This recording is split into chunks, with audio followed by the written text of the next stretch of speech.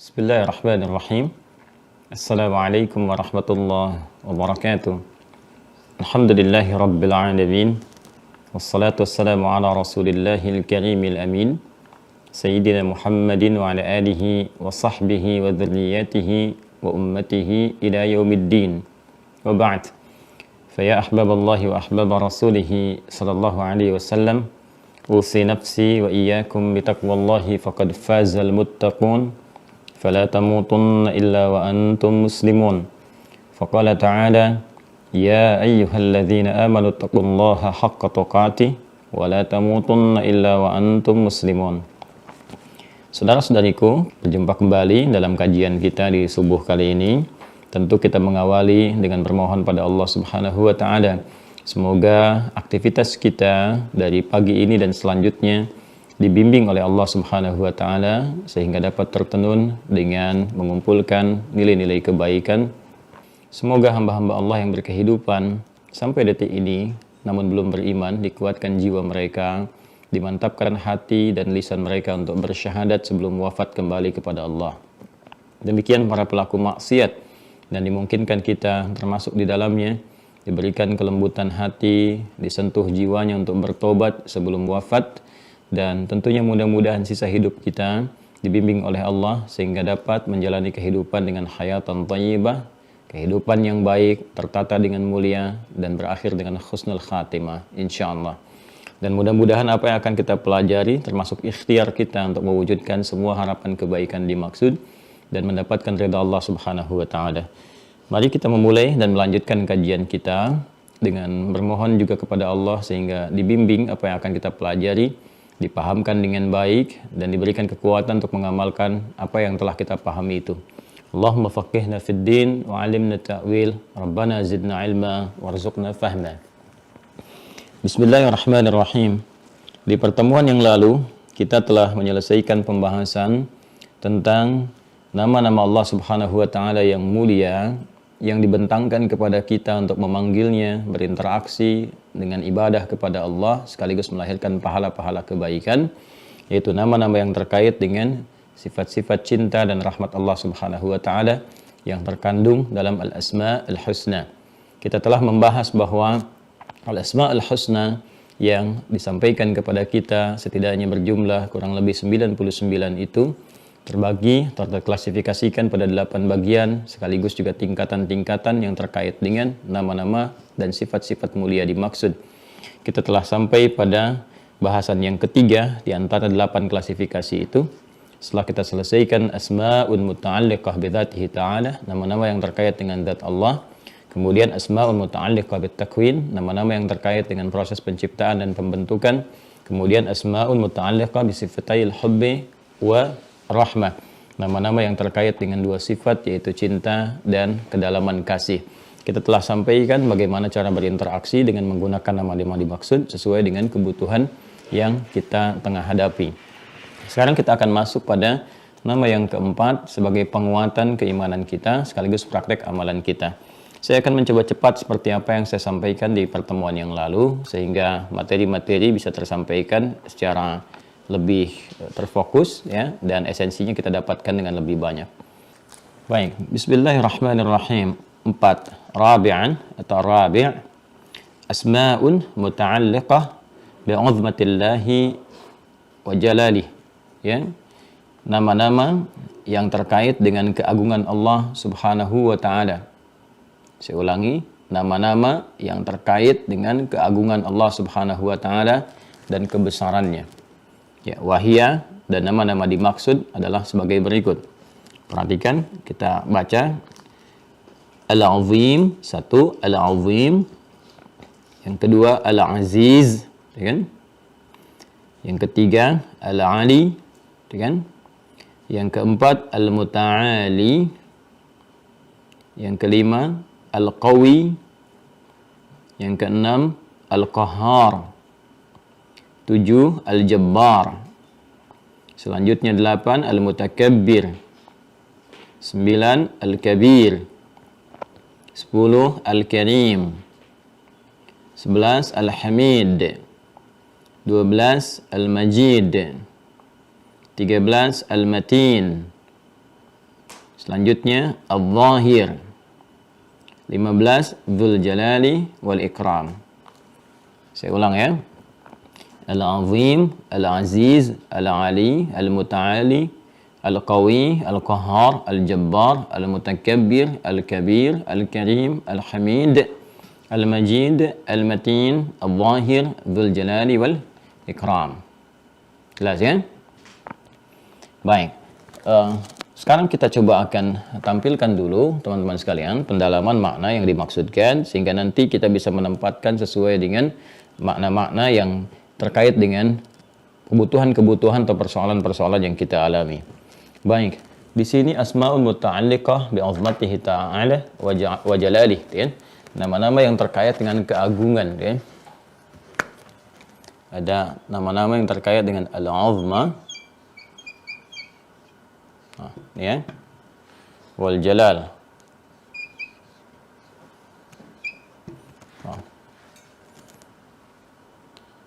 Ini dua-duanya menunjukkan satu aspek keagungan, puncak dari kekuatan, kan?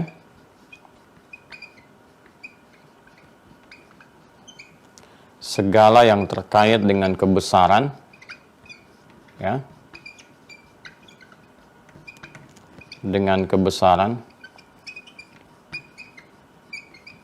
ya, kemegahan dan turunan-turunan lainnya, ya. Jadi semua aspek-aspek yang terkait dengan keagungan, puncak kekuatan yang maha segalanya, gitu kan, hal yang terkait dengan kebesaran dan lain-lain sebagainya. Nah, ini terwakili nanti nama-namanya terkait dengan sifat uzmah wal jalal. Ini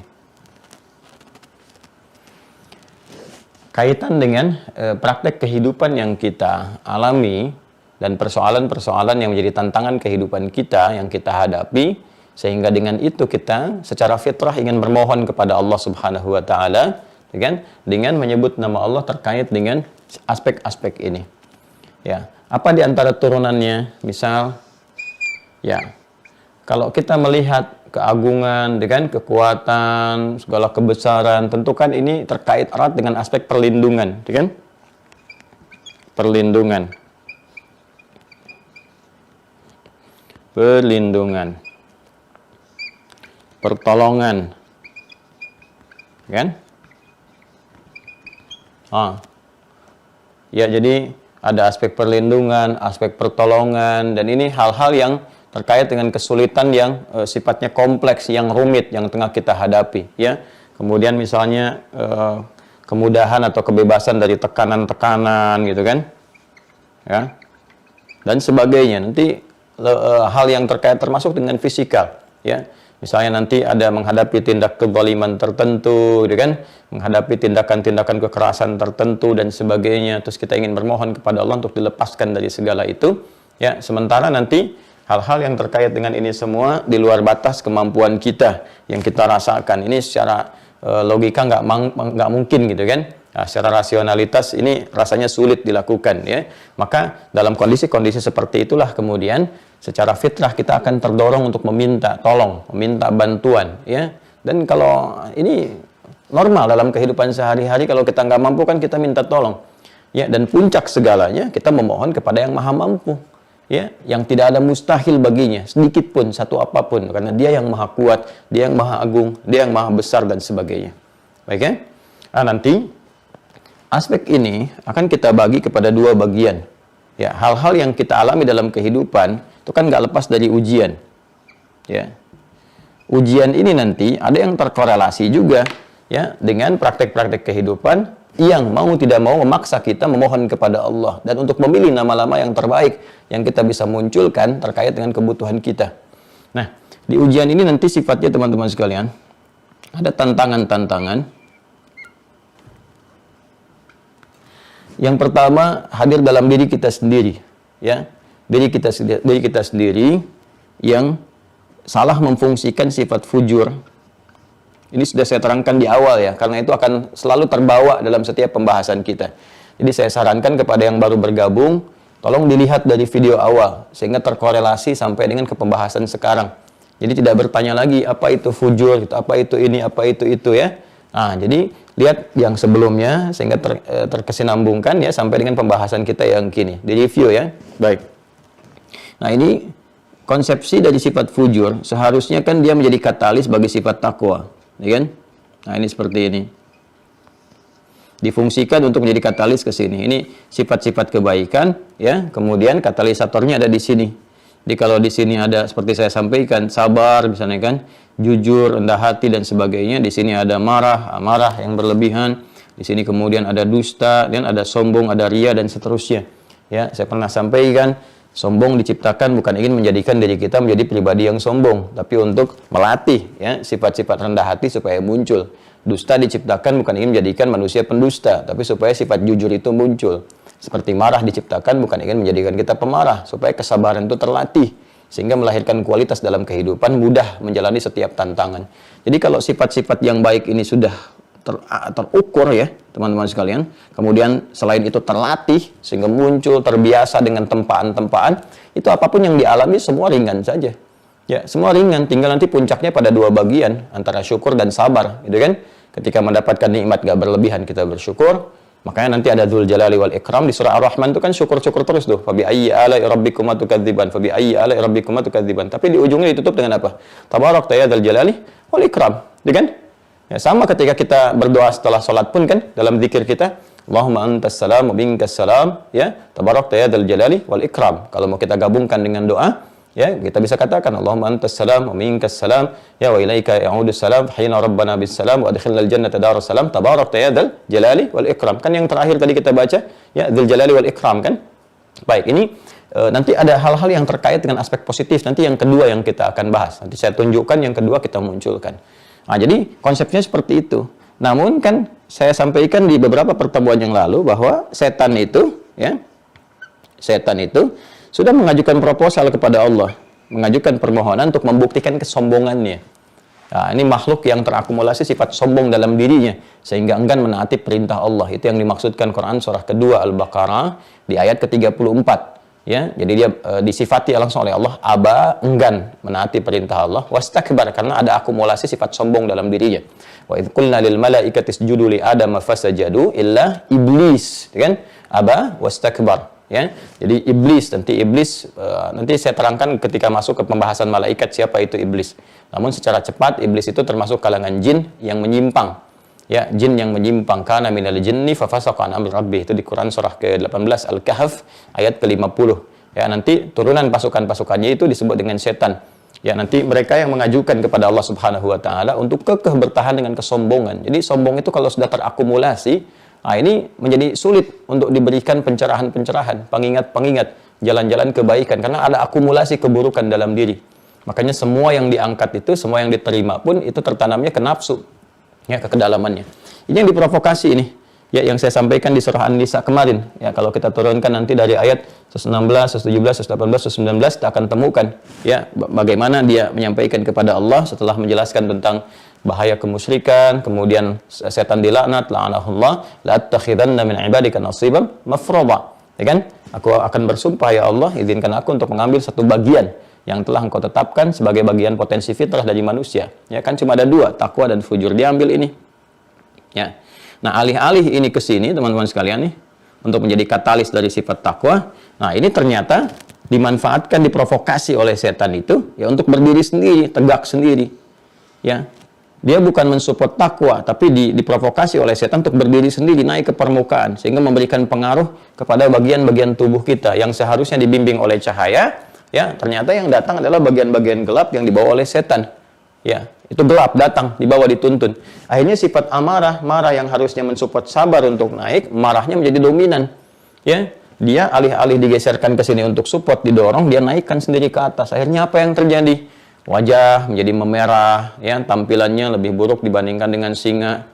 Singa aja masih senang orang ngelihat di kebun binatang gitu kan. Nah, ini lihat orang marah berlebihan lebih daripada singa, orang bisa ketakutan. Ya, anak-anak melihat singa malah senang-senang. Kok lihat bapaknya marah-marah bisa lari, bisa nangis gitu kan. Ini kan artinya ada wajah yang seharusnya tidak sesuai gitu. Kemudian tangan bisa memukul, kaki menendang, tampilan kasar, mulut meracau dan sebagainya. Ini dari sini sumbernya. Masuk. Nah, ini kan dahsyat karena nggak nampak. Dan dia halus sekali.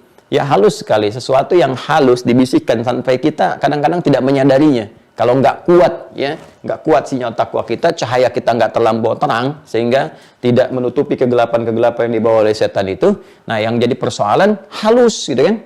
Halus dalam, sesuatu yang halus, yang dalam, yang diresapkan itu disebut dengan was-was namanya. Was-was, was-was yuwaswisu.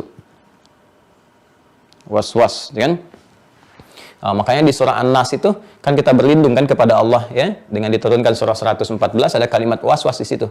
Ya, qul a'udzu birabbin nas, malikin nas, ilahin nas, min syarril waswasil khannas. Itu kan waswasa yuwaswisu min syarril waswasil waswas, ya, khannas. Da alif jadi sini kalau kita ingin masukkan ke isim atau ke masdarnya.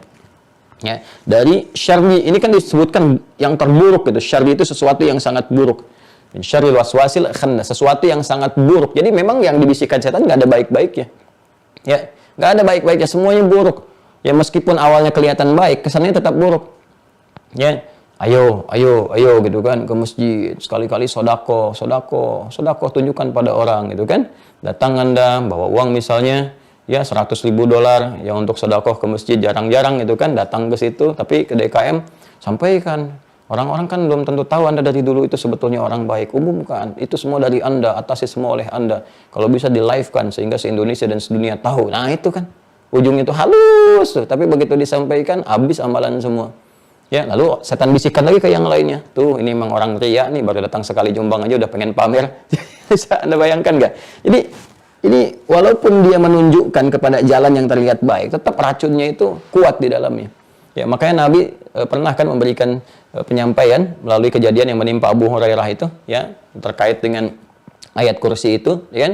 Karena Nabi mengatakan, walaupun apa yang disampaikannya benar, tetap dia salah gitu. Dan memang jalan-jalan yang dibangun oleh ini semua jalan keburukan, ya, jalan-jalan kesesatan, sehingga disebut dengan syaitan. Dari kata syatana, sesuatu yang menjauhkan dari segala hal yang baik, dari segala yang mengandung rahmat, ya kan? Sesuatu yang terlempar dari segala kemuliaan, syatana. Ya, jika melekat menjadi sifat dan diteruskan, ya, diinfiltrasikan pada setiap objek, mau itu benda hidup, ya, ataupun benda mati, makhluk hidup seperti kita, ataupun yang mati, misalnya seperti televisi, handphone, dan sebagainya. Yang penting gimana caranya, hamba-hamba Allah, anak cucu Adam, jauh dari rahmat Allah, jauh dari perintahnya, dekat kepada larangannya. Ya kan? Nah, ini dimasukkan. Ini yang paling berbahaya. Ya, karena ini nggak nampak, teman-teman sekalian, nggak terlihat oleh kita, tapi meresapkan ke dalam jiwa. Terasa pasti oleh kita. Coba aja kalau nggak percaya, dorongan-dorongan itu pasti muncul. Ya, baik itu saat ada waktu-waktu ibadah secara ritual, adzan berkumandang Allahu Akbar, betul saat dengar adzan itu kita simak. Tapi setelah itu kan tiba-tiba ada bisikan dalam jiwa, baru adzan belum qomat. Ya, di masjid juga masih sekian menit lagi. Ada kan itu? Ya, dan setiap hari kita bergulat dengan itu semua. Ini karena ini tiap waktu nih. Musuh-musuh yang tampak secara fisikal misalnya dalam tanda petik ya, kalaupun itu terlihat misalnya ada dan sebagainya, itu bisa waspadanya mudah, terlihat, terlacak ya, bisa dipelajari dan sebagainya. Tapi ini terornya setan ini lebih dahsyat karena 24 jam mengintai. Ya, dalam tidur aja dia datang kok. Itu mimpi-mimpi buruk kan, kata Nabi kan dari setan, ya kan? Dan kita berdoa kepada Allah, bermohon kepada Allah yang ya tidak pernah tidur, tidak pernah mengantuk. Untuk bisa menguasai segala hal ini, ya kan? Maka kita bermohon di Quran surah ke-2 Al-Baqarah ayat 255, ya kan? Allahu la ilaha illa huwa. Tuh, kita mintanya dengan apa? Ya, dengan Asmaul Husna. Dengan kan sifat pertama, sifat yang berkait dengan zatnya Allah. Masih ingat gak yang tertingginya itu? Ya, Ismullahil A'zam yang kita pelajari pada bagian klasifikasi pertama. Nama Allah yang pertama yang saat dimintakan kepadanya sulit untuk ditolak kalau permohonan kita disampaikan dengan cara yang benar. Ya, Allahu la ilaha illa huwa al-hayyu al-qayyum. Ya kan? Allahu la ilaha illa huwa al-hayyu al-qayyum. Coba lihat, kan kita sudah pelajari kemarin tuh. Jadi kalau kita memintanya dengan cara yang benar, ya, dengan Asmaul Husna, dengan cara yang benar, nama yang terdahsyat, yang tertinggi, datang itu. Ya, la ta'khudhu sinatun wala naum. Itu sifat-sifat Allah Subhanahu wa taala. Nah, kenapa itu dipanjatkan kepada Allah, dimohonkan kepada Allah dengan kedahsyatannya? Karena kita sedang berhadapan dengan ya satu musuh yang paling dahsyat, 24 jam mengintai, dan dia mengaktifkan satu sinyal dalam tubuh kita, potensi yang seharusnya menjadi katalis, mensupport kebaikan, diarahkan berdiri sendiri untuk menghadirkan keburukan, sehingga dia melewati jalur nafas. Di nafas ini yang kita sebut dengan nafsu. Ya, nafas. Awalnya kan netral, ada takwa, ada fujur. Tapi kalau ini dijadikan mandiri, ya, waqad khaba man dassaha, itu kan di surat Asy-Syams itu, ya kan? Waqad khaba man dassaha, maka akan nestapa, terhina orang-orang yang kemudian menepikan fungsi ini yang tadinya mensupport takwa, jadikan berdiri sendiri, mengikuti provokasi setan. Naik ini melewati jalur nafas, maka ini sering disebut dengan nafsu. Ya, maka diperintahkan ini untuk mengeluarkan segala yang buruk. Segala yang buruk, sesuatu yang buruk disebut dengan su namanya, jamaknya sayyiat. Ya, ini yang dimaksudkan Quran surah ke-12 Yusuf ayat 53. Tolong dicek ya di mushaf ya. Di admin juga dicek ya. Kalau nanti saya keliru, saya tinggal tunjukkan ya. Quran surah 12 Yusuf ayat 53. Kemarin saya salah sebut ya. Yang surah Al-Buruj itu ya, harusnya ayat 14 ya. Ya, yang betul itu 22 ayat, saya sebutkan ayat 22. Surah Al-Buruj 22 ayat ya, ayat ke-14 yang wahwal ghafurul wadud ya. Kalau Anda teliti kemarin melihat menyimak. Ini Quran surah 12 Yusuf ayat 53. Wa ma ubarri'u nafsi. Paling kiri sebelah atas. Wa ma ubarri'u nafsi. Innan nafsa ini la ammaratun bisu. Ada ayatnya? Illa ma rahima rabbi. Kan? Lihat ya. Dan kita tidak bisa menyebut diri kita suci. Ya, aku nggak bisa menetapkan diriku orang suci. Kenapa? Karena dalam diri kita itu ada potensi nafsu. Nafsu yang dimaksudkan dari sini nih, yang dikelola, diprovokasi oleh setan di sini. Ya, baik. Innan nafsa, sungguh nafsu itu maksudnya ke sini ke fujur. La'ammaratun bisu.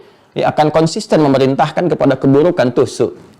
Illa ma rahima rabbi, kecuali kan yang dirahmati oleh Allah, diberikan bimbingan, diberikan rahmat sehingga berjalan sesuai fungsi, ke sini supportnya ke takwa. Ya, dari sini nanti rahmat Allah dipancarkan, ada cahaya, nuruhum yas'a baina aydihim wa bi aymanihim. Tapi kalau di sini dia berdiri sendiri memancarkan keburukan ke sini. Ya. Sekarang pertanyaannya, bagaimana cara kita mendapatkan rahmat Allah? Kan untuk mengendalikan nafsu kita sehingga berjalan sesuai fungsi, mensupport takwa dan bisa menepikan setan. Sehingga kegelapan yang dibawa oleh setan itu, ya, kezaliman, zalim. Ya, zalim itu menempatkan sesuatu bukan pada tempatnya, itu zalim. Sedikit ya. Ini agak dalam ya, agak dalam. Saya mencoba sesistematis mungkin. Ya, zulmun, zalim itu orangnya. Ya, zalama yazlimu dan zulmun. Ya, orangnya disebut zalim. Ya. Korbannya disebut mazlum, zalim, ya kan? Jelas ya? Zalama itu ya sudah jadi diserap ke dalam bahasa Indonesia zalim. Ya. Kan sangat populer tuh dizalimi, dizalimi, itu dari kata ini, dari bahasa Arab tuh. Ya, zulmun itu menempatkan sesuatu bukan pada tempatnya. Itu asal pengertian bahasanya secara etimologi. Jadi secara etimologi, ya zalim itu ya orang yang menempatkan sesuatu bukan pada tempatnya. Zulmun itu keadaan atau sifatnya. Kan saya sering analogikan begini.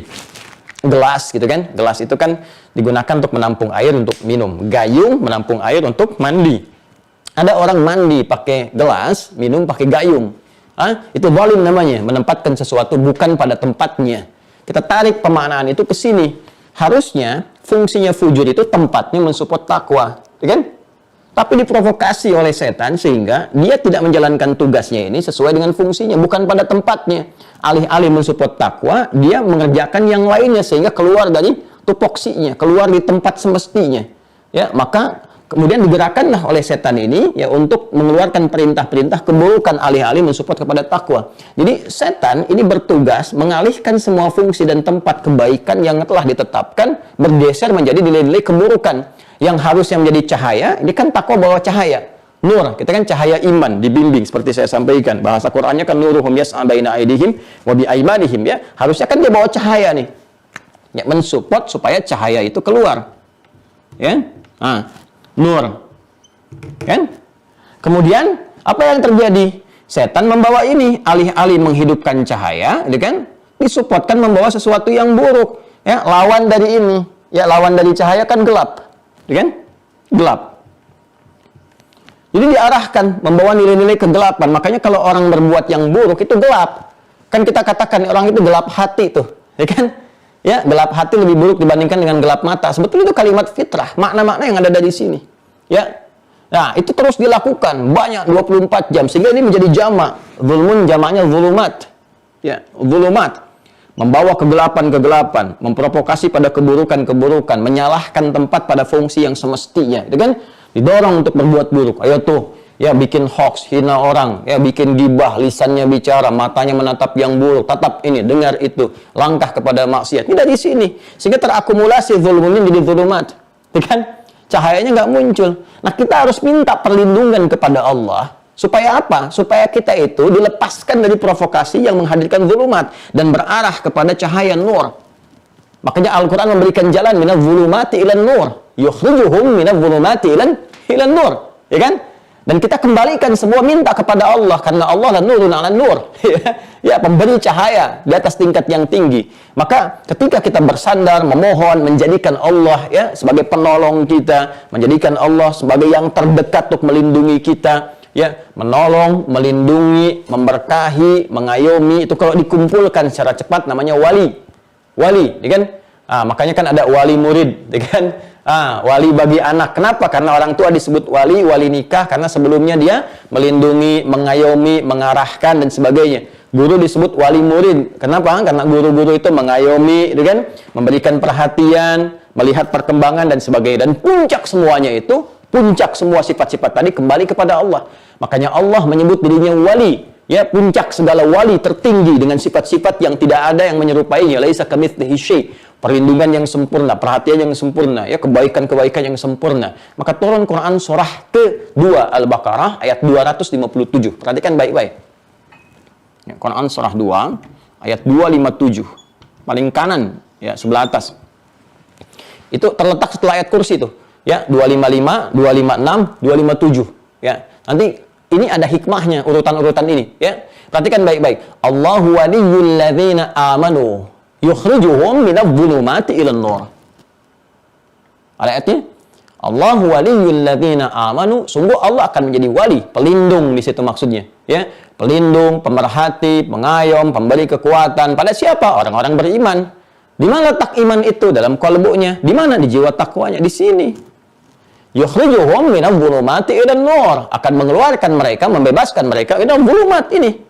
Dari provokasi-provokasi setan membawa kegelapan ilan nur, kepada bimbingan cahaya. Ya. Lawan dari iman apa? Kufur. Pelakunya kafar, jamaknya kafaru. Walladzina kafaru awliya'uhumut taghut yukhrijunahum minan nuri ila dhulumat. Ya, taghut itu sifat isim fa'il dari sifat dari keadaan tagha. Tagha itu penyimpangan-penyimpangan. Bila melekat pada satu objek tertentu sehingga menjadi subjek pelaku, jadi taghin, jamaknya disebut dengan taghut. Dan puncak taghut yang terbesar itu provokasi setan. Karena dia menyimpangkan, tagha itu kan menyimpang dari keadaan yang benar. Ya, Fir'aun itu ketika menjabat punya kedudukan, dia menyelewengkan kedudukannya sehingga bertindak zalim ini. Ya, menyimpang dari kedudukan. Maka disebut idhab ila fir'auna innahu tagha. Ya kan? Idhab ila fir'auna innahu tagha. Jadi penyimpangan dari sesuatu, tagha. Ya, melekat pada pelaku, pelaku disebut taghin, jamaknya disebut taghut. Ya, taghut itu provokasi asalnya dari setan yang menyebabkan seseorang menyimpang dari kebenaran-kebenaran, dari kebaikan-kebaikan. Puncaknya di sini. Ya. Apa yang dikerjakan di situ? Mengeluarkan mereka dari cahaya kepada ini. Jadi setan fungsinya ini, melepaskan manusia dari sini yang memunculkan zulumat. Kita mesti mohon pada Allah, minta perlindungan. Ya, caranya bagaimana? Ya, ini salah satunya. Kita berdoa, sebut namanya. Sebut namanya. Karena itu kita ingin menghadirkan satu sifat yang tertinggi, yang terdahsyat, karena ini 24 jam berpotensi memengaruhi setiap titik kehidupan kita, nafas kehidupan kita, maka kita pun mohon kepada Allah, minta. Dan dilatih ini paling sedikit 5 kali dalam sehari lewat sholat kita ketika terhubung dengan Allah. Ya, apa diantara yang kita mohonkan? Ya ini, nama-nama keagungan ini. Al-Uzma. Ya, Al-Uzma, nama Allah yang terkait dengan uzma, keagungan, kekuatan, segala yang terkait dengan kebesaran, segala hal yang maha segalanya. Ya, kalau sudah ini muncul, yang lain habis semua. Ya, maka kita keluarkan di antara namanya Al-Azim. Al-Aliyul Azim. Oh. Ya. Baik. Anda kalau meminta perlindungan kepada Allah, gitu kan? Ya kan? Ya. Dari godaan setan nih, provokasi setan yang terlempar, ya, yang terlempar dari rahmat-rahmat Allah, ya, dilempar jauh sehingga dalam bahasa mudah dipahami terkutuk gitu kan. Terkutuk itu kan terlempar dari kebaikan sehingga yang ada itu buruk semua. Itu dalam bahasa Arab disebut dengan rajim. Rajim bermakna marjum. Ya. Kan Anda bacakan apa? A'udzubillah minasyaitonir rajim. Ya? Ya, a'udzubillahi minasyaitonir rajim. Kita bacakan untuk memohon kepada Allah supaya dengan kita dilindungi dari keburukan-keburukan yang dihadirkan oleh setan, ya kan? Nah, ini yang terlempar dari keburukan-keburukan. Maka kita meminta dengan nama keagungannya. Al-Azim, Al-Ali, Al-Muta'alli, Al-Muta'ali, dan turunan-turunan yang lain tadi yang kita sebutkan. Ya, so kita katakan ya Allah ya Al-Azim, gitu kan? Ya Allah ya Al-Azim, ya Allah ya Al-Azim, ya Allah ya Al-Azim. Nah, ini. Ya, kita bisa hadirkan ini untuk memohon kepada Allah supaya dihadirkan kekuatan-kekuatan untuk mengendalikan keadaan nafsu kita. Kita bisa gunakan ini. Ya. Atau kita katakan misalnya seperti nama-nama yang dibentangkan di sini yang ditampilkan. Ya. Ini yang pertama menggunakan kata azim karena yang terkait dengan kata uzmah langsung. Uzmah itu keagungan, sifat Allah yang terkait dengan segala keagungan mencakup segalanya, kebesaran dan kekuatan. Nah, ini yang pertama kita keluarkan dari dua hal yang kita hadapi adalah provokasi setan yang 24 jam mengintai, itu menggerakkan nafsu. Kalau kita bisa kelola dengan baik, semua hal yang terkait dengan kehidupan kita bisa kemudian respon dengan cara-cara yang mulia. Tapi kalau nggak mampu mengendalikan itu jadi persoalan. Maka kita mohon kepada Allah. Allahumma ya Allah innaka antal azim. Allahumma ya azim. Allahumma la ilaha illa anta ya Allah subhanaka inni kuntu minadh dhalimin. Kan? Allahumma ya arhamar rahimin. Allahumma ya waliyul ladzina amanu ya akhrijna minadh dhulumati ilan nur. Ya Allah, wahai wali bagi setiap orang-orang beriman. Ya Allah dengan segala kebesaran-Mu, ya Allah dengan segala keagungan-Mu, ya arhamar rahimin. Anugerahkan cahaya ke dalam jiwa hamba ya Allah. Bebaskan hamba dari provokasi-provokasi setan, jauhkan hamba dari keburukan-keburukan sifat dan sikap. Minta. Ya, boleh kok kita panggil dengan panggilan ini, tapi harus ada dasar iman dalam jiwa. Karena kalimat ini dipancarkan dari keimanan. Waliyul ladzina amanu. Jadi kalau kita memohon dengan ketulusan jiwa kita, kebenaran hati kita, dan minta ini saat ada godaan-godaan itu. Minta dengan segala keagungannya. Nah, ini kalau mengalami gejolak-gejolak tadi, ya baik itu terkait dengan ibadah, misal saat kita sedang sudah ada panggilan, sholat dan sebagainya, kok hati kita ini kontrolnya belum stabil nih. Masih ada yang lihat sinetron, tuh kan? Ya, masih ada misalnya yang sibuk dengan pekerjaan, padahal mudah bagi Allah mewafatkan dia saat sedang beraktivitas itu. Pekerjaan yang tidak ditoleransi oleh syariat untuk tertunda. Ya, kalau ditoleransi bisa diteruskan dan itu ada solusinya, selalu ada solusinya. Ya, baik.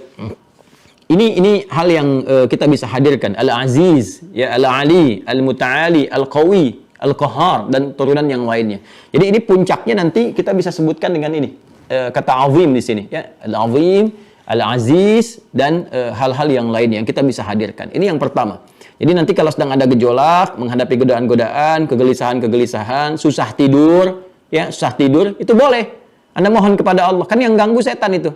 Ya, bukan sekedar kita lelah dan sebagainya atau misalnya pusing urusan-urusan kehidupan, nanti ada zikir-zikir yang lain untuk menenangkan hati. Di antara yang terbaik adalah Al-Quran. Ya, kalau sedang pusing, pekerjaan misalnya macam-macam, pikiran, dengan yang sekiranya ada rumit dengan pekerjaan dunia tertentu, misalnya sulit tidur dan sebagainya, Anda bisa berwudu, kemudian setelah itu sholat, setelah itu baca Quran. Baca Quran aja. Ya, baca Quran. Terus gitu ya, nggak pusing aja baca Quran, ngantuk kok. Karena setannya datang, nggak pusing aja ngantuk gitu kan. Setannya hadir di situ karena ini ada provokasi. Baca. Ya, sama kalau kita sedang gelisah, sulit atau anak-anak misalnya, ya kadang anak-anak sulit tidur atau bagaimana gitu. Nah, itu sudah suruh berbaring, meremkan dulu, ya, pokoknya tutup matanya, kita pegang kepalanya, gitu kan? Bacakan ayat-ayat yang terkait dengan keagungan Allah, kedahsyatan Allah yang mengandung makna-makna tadi. Misalnya ayat kursi, gitu kan? Allahu la ilaha illa huwal hayyul qayyum la ta'khudhuhu sinatun wa la nawm, gitu kan? Dan seterusnya sampai ke bawahnya apa coba? Coba lihat ujung ayatnya. Wa huwal aliyyul azim. Coba lihat deh ayat kursinya. Gitu kan? Coba lihat ayat kursinya. Kan ditutup dengan kata ini, Al-Asmaul Husna. Jadi semua yang dibentangkan di awal itu menunjukkan keagungannya. Ya, jelas ya? Jadi ketika kita mohonkan kepada Allah, bisa langsung sebut namanya. Ya, saya nggak hafal Ustadz ayat kursinya gitu kan. Kalau ada setannya, saya memang lempar dengan kursinya sekalian aja gitu. Ya, nggak demikian juga. Jadi Anda bisa bacakan langsung dengan namanya. Saya belum hafal, buka mushaf sambil baca.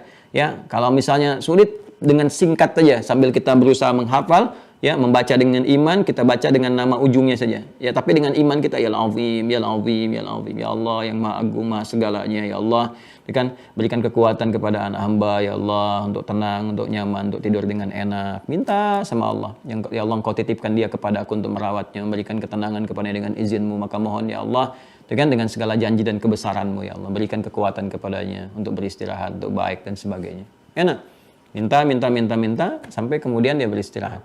Ya, kalau kita belum misalnya menghafal dan lain sebagainya, kita bisa putarkan murattal, kita bacakan di situ. Nanti salah satunya tadi di Quran surah ke-2 Al-Baqarah ayat 255 yang ditutup dengan nama yang sama, yaitu nama yang terkait dengan keagungan kebesaran Allah Subhanahu wa taala.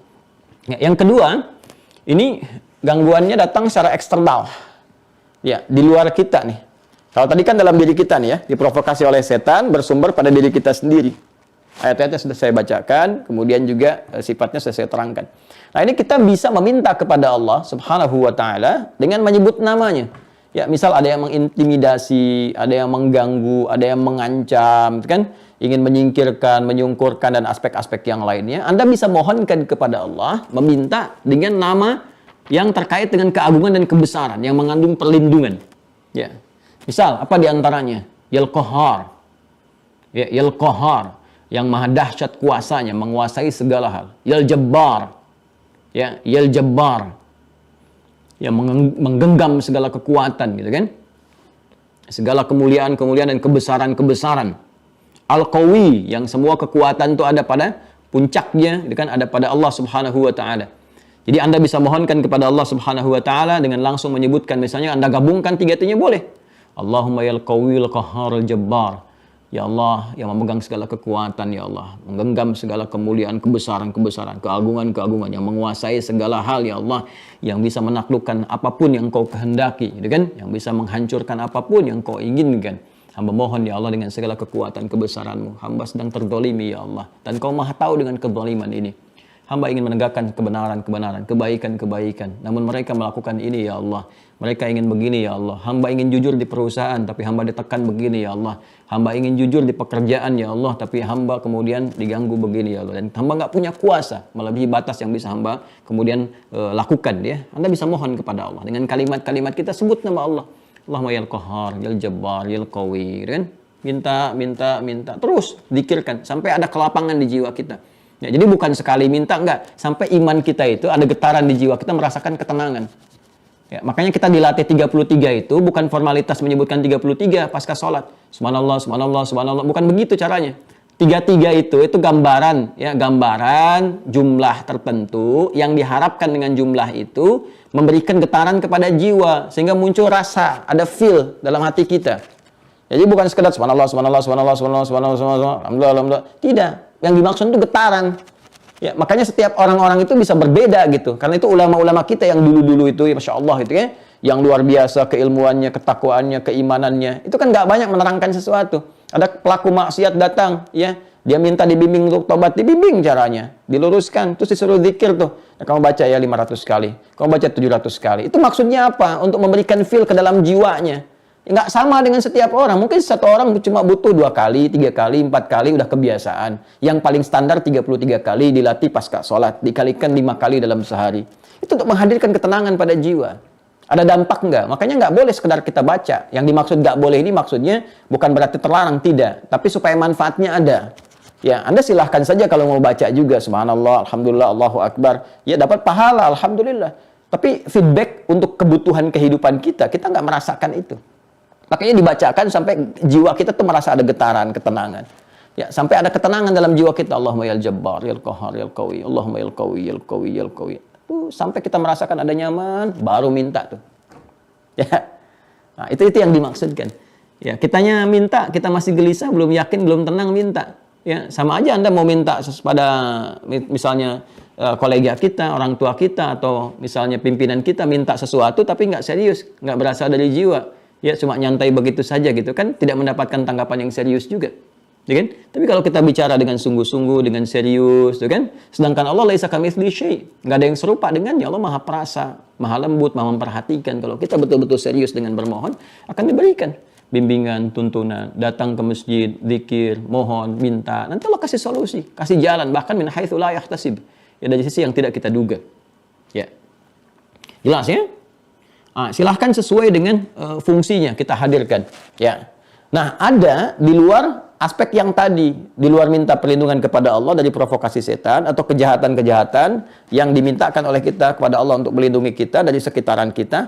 Ada yang kedua, ya, menampakkan keagungan, kebesaran Allah ini untuk mensyukuri nikmatnya. Nah, ini boleh kita gunakan nama ini. Dan ini mempercepat kembali dilimpahkannya nikmat kepada kita. Dilimpahkan lagi, limpahkan lagi, limpahkan lagi. Sekaligus membimbing kita untuk mengelolanya. Karena ada nanti hamba dilimpahkan oleh Allah nikmat, tapi nggak punya kemampuan mengelola. Bahkan ada di antara mereka yang berbuat maksiat, tapi melimpah hartanya ada. Itu konsepsinya istidraj nanti. Sanastadrijuhum min haitsu la ya'lamun. Jadi dia merasakan bertambah nikmat, tapi tak sadar sebetulnya tambahan itu bukan untuk nikmat baginya. Ya, tapi mensupport maksiatnya karena perilaku dia sendiri. Kan hukum Allah ciptakan. Kalau kamu begini, nanti hasilnya begini. Dia mengerjakan itu terus, ya, sehingga ada tambahan-tambahan, terlihat bertambah seperti dia, nambah harta. Tapi dia nggak merasakan manfaat. Dengan harta itu kok malah banyak maksiat. Banyak pamer, banyak ria, berbuat maksiat, banyak tipu-tipu, korupsi lagi, itu lagi. Ini menunjukkan istidraj ada di situ. Hartanya nggak berkah. Ya, orang berkah itu ya 100.000 juga manfaatnya banyak. Untuk dirinya bisa berbagi, bisa bertahan, hidupnya tenang, bisa enak gitu. Itu tanda keberkahan. Ya. Tapi ada bagian-bagian tertentu ketika kita mendapatkan satu pertambahan nilai, tambahan nikmat, ada yang materi sifatnya, ada yang keturunan, ada yang ketenangan, ada yang macam-macam, gitu kan? Nah, kemudian Allah berikan kepada kita kemampuan untuk mengelola. Ya, makanya kita lihat tipikal seperti Utsman bin Affan radhiyallahu taala anhu, Abdurrahman bin Auf, gitu kan? Sahabat-sahabat yang lain, hartanya bertambah tapi pandai mengelola sehingga jadi pahala. Kok bisa kaya, kebangetan kayanya? Kan kaya itu seperti saya sampaikan ada 3 tingkatan kan? Kaya banget, kebangetan kayanya gitu, tingkat tertinggi. Ini kebangetan kayanya, tapi kok bisa masuk surga tanpa hisab? Ya, bisa masuk surga tanpa hisab. Kerjaannya kan tiap hari itu apa? Ya, berbagi, malamnya tahajud sampai hatam Quran. Lihat kitabnya Al-Imam An-Nawawi itu yang At-Tibyan fi Adab Hamalatil Quran. Kan disebutkan bagaimana mereka itu menyenangi kehidupan malam mereka untuk terkoneksi dengan Allah. Jadi kehidupan malam yang tidak liar, bukan datang ke tempat-tempat maksiat yang jauh dari ketetapan Allah. Dia datang ke tempat-tempat yang menghubungkan jiwanya dengan Allah. Sehingga dia bisa lakukan ya. Mereka bisa menghayati, menikmati ibadahnya itu sampai khatam Al-Quran itu. Ya, kita jangan bandingkan diri kita kok bisa ya semalam khatam Al-Quran. Ya, berbeda dimensi takwanya. Ya, gimana bacanya? Allah mudah memberikan kepada mereka keberkahan-keberkahan waktu sehingga menikmati ibadah sesuai dengan keadaan yang Allah tetapkan. Ya, kalau semua hamba sudah terhubung dengan baik kepada Allah, ya jangan dihubungkan dengan yang belum baik atau dengan yang belum maksimal. Jadi harus apple to apple. Ya masa bandingkan Utsman bin Affan dengan Adi Hidayat, ya levelnya jauh gitu. Jauh. Jadi jangan dibandingkan keadaan kita sekarang untuk menilai sesuatu yang lalu gitu ya. Jadi kecuali kalau kita naikkan nanti kita akan merasakan keberkahan di waktu. Ya, kok bisa orang tidur 5 menit aja rasanya kok sampai dengan 2 jam, bisa bangun lagi, bisa tahajud lagi, ya. Ashabul Kahf 309 tahun, tapi rasanya baru tidur kemarin gitu ya. Mudah bagi Allah memberikan keberkahan itu. Ya, kalau sudah berkah itu semuanya nikmat. Semua nyaman. Nah, ini yang saya maksudkan. Jadi begitu kita mendapati pertambahan, terus kita bisa mengelola dengan izin Allah. Ah, ini untuk keluarga sudah ada, ini untuk infak, ini untuk ini gunakan ini. Kalau harta ya. Ya, kalau kedudukan bagaimana? Ya sama. Dia dinaikkan terus oleh Allah, naik. Tapi setiap dia naik jabatan, selalu membuat kebijakan itu yang menyenangkan. Yang menyenangkan, berkah, bermanfaat, baik. Kan jarang-jarang tuh yang begitu. Ya. Apa doanya? Ya kita bisa baca ini. Ya. Apa diantaranya? Ya kita mohonkan kepada Allah. Ya Aliyul Muta'ali. Ya Dzal Jalali wal Ikram. Coba lihat di Al-Quran. Kalau kita temukan kata-kata misalnya Aliyul Kabir. Kan? Ya. Kemudian apalagi misalnya Dzal Jalali wal Ikram. Apalagi puncaknya Dzal Jalali wal Ikram. Dzal Jalal wal Ikram. Jalal yang memiliki keagungan, ikram, memiliki kemuliaan, pemberian yang sangat mulia, gitu kan? Ya Allah, dengan keagunganmu, Engkau memberikan kemuliaan kepada hambamu, ya Allah, memberikan tambahan-tambahan nikmat. Namun mohon, ya Allah, dengan segala keagungan dan kemuliaan yang melekat pada dirimu, ya Allah, pada zatmu. Ya Allah, mohon dengan semua kebesaran dan keagungan itu, kemuliaan itu, berikan hamba kekuatan untuk mampu mensyukuri nikmatmu dengan cara menggunakan semua nikmat ini sesuai dengan apa yang telah Engkau tetapkan. Tabarakta ya Dzal Jalali wal Ikram. maka semua keberkahan melekat padamu ya Allah. Engkau yang punya tabarak, engkau yang memiliki keberkahan. Engkau yang menganugerahkan keberkahan. Ya Dzal Jalal, ya hai Allah yang memiliki segala keagungan, yang memberikan berkah pada setiap hamba, setiap makhluk yang kau inginkan, wal ikram, dan memuliakannya. Ya, maka kita bisa memohon kepada Allah. Misal ketika Allah titipkan kepada kita satu harta benda, ya, yang kita nilai, oh ini di atas rata-rata, cukup baik, fasilitas ada macam-macam. Biasakan zikir tadi, supaya diberi kekuatan mengelola, supaya enggak ria. Telat kalau ria, sudah ada korun duluan, hartanya lebih kaya dibandingkan kita sekarang, siapapun. Jadi kalau kaya, kemudian pengen pamer sekarang, terlambat, kejauhan, yang dulu tenggelam juga. Ya, jadi lebih baik pakai zikir. Ya Dzal Jalali wal Ikram, ya Al-Aliyul Muta'ali, kan? Ya, minta, keluarkan ini. Ya, mohon. Nah, sesuai penempatannya. Nanti kalau seperti itu dibimbing nanti, dibimbing, dan seterusnya. Ya. Kemudian Al-Aziz, kita bisa ambil beberapa ayat dalam Al-Quran untuk mempraktekkan ini, untuk mengarahkan pada kedudukan misalnya. Seperti Ali Imran. Ya, Ali Imran, Quran Surah 3, ayat 26 sampai dengan 27. Ya. Qulillahumma malikal mulki tu'til mulka man tasha' wa tanzi'ul mulka mimman tasha' wa tu'izzu man tasha'. A'azza yu'izzu, sifat Allah yang melekat pada kalimat ini atau ayat ini adalah Al-Aziz. Wa tu'izzu man tasha' wa tudhillu man tasha' biyadikal khair innaka 'ala kulli syai'in qadir. Ya. Sudah?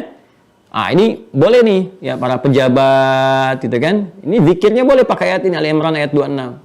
Ya, boleh kalau mau diteruskan sampai dengan ayat 27-nya, boleh. Ya, tulijul laila fin nahari wa tulijun nahara fil lail, dan seterusnya. Boleh Anda zikir ini. Ya. Ya, nanti kita akan diberikan oleh Allah kesadaran.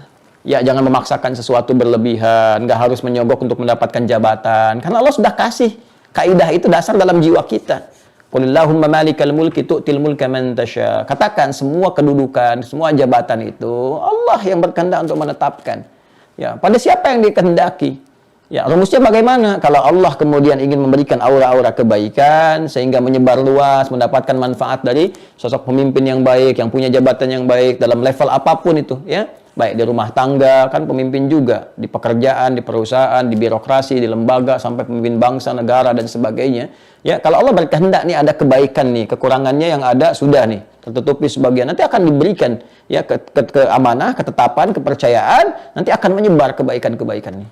Tapi kalau ada keburukan yang tersembunyi ya di sekitaran kita yang kurang bagus, yang kita nggak lihat ya, kadang-kadang ditampakkan nih. Nah ini munculkan dulu satu yang memang nggak kelihatan baiknya sekaligus, atau memang nggak kelihatan baik, supaya terlihat keburukan yang lainnya tampak di sekitaran kita. Nanti akan dihadirkan sosok yang lebih baik yang menutup semua itu.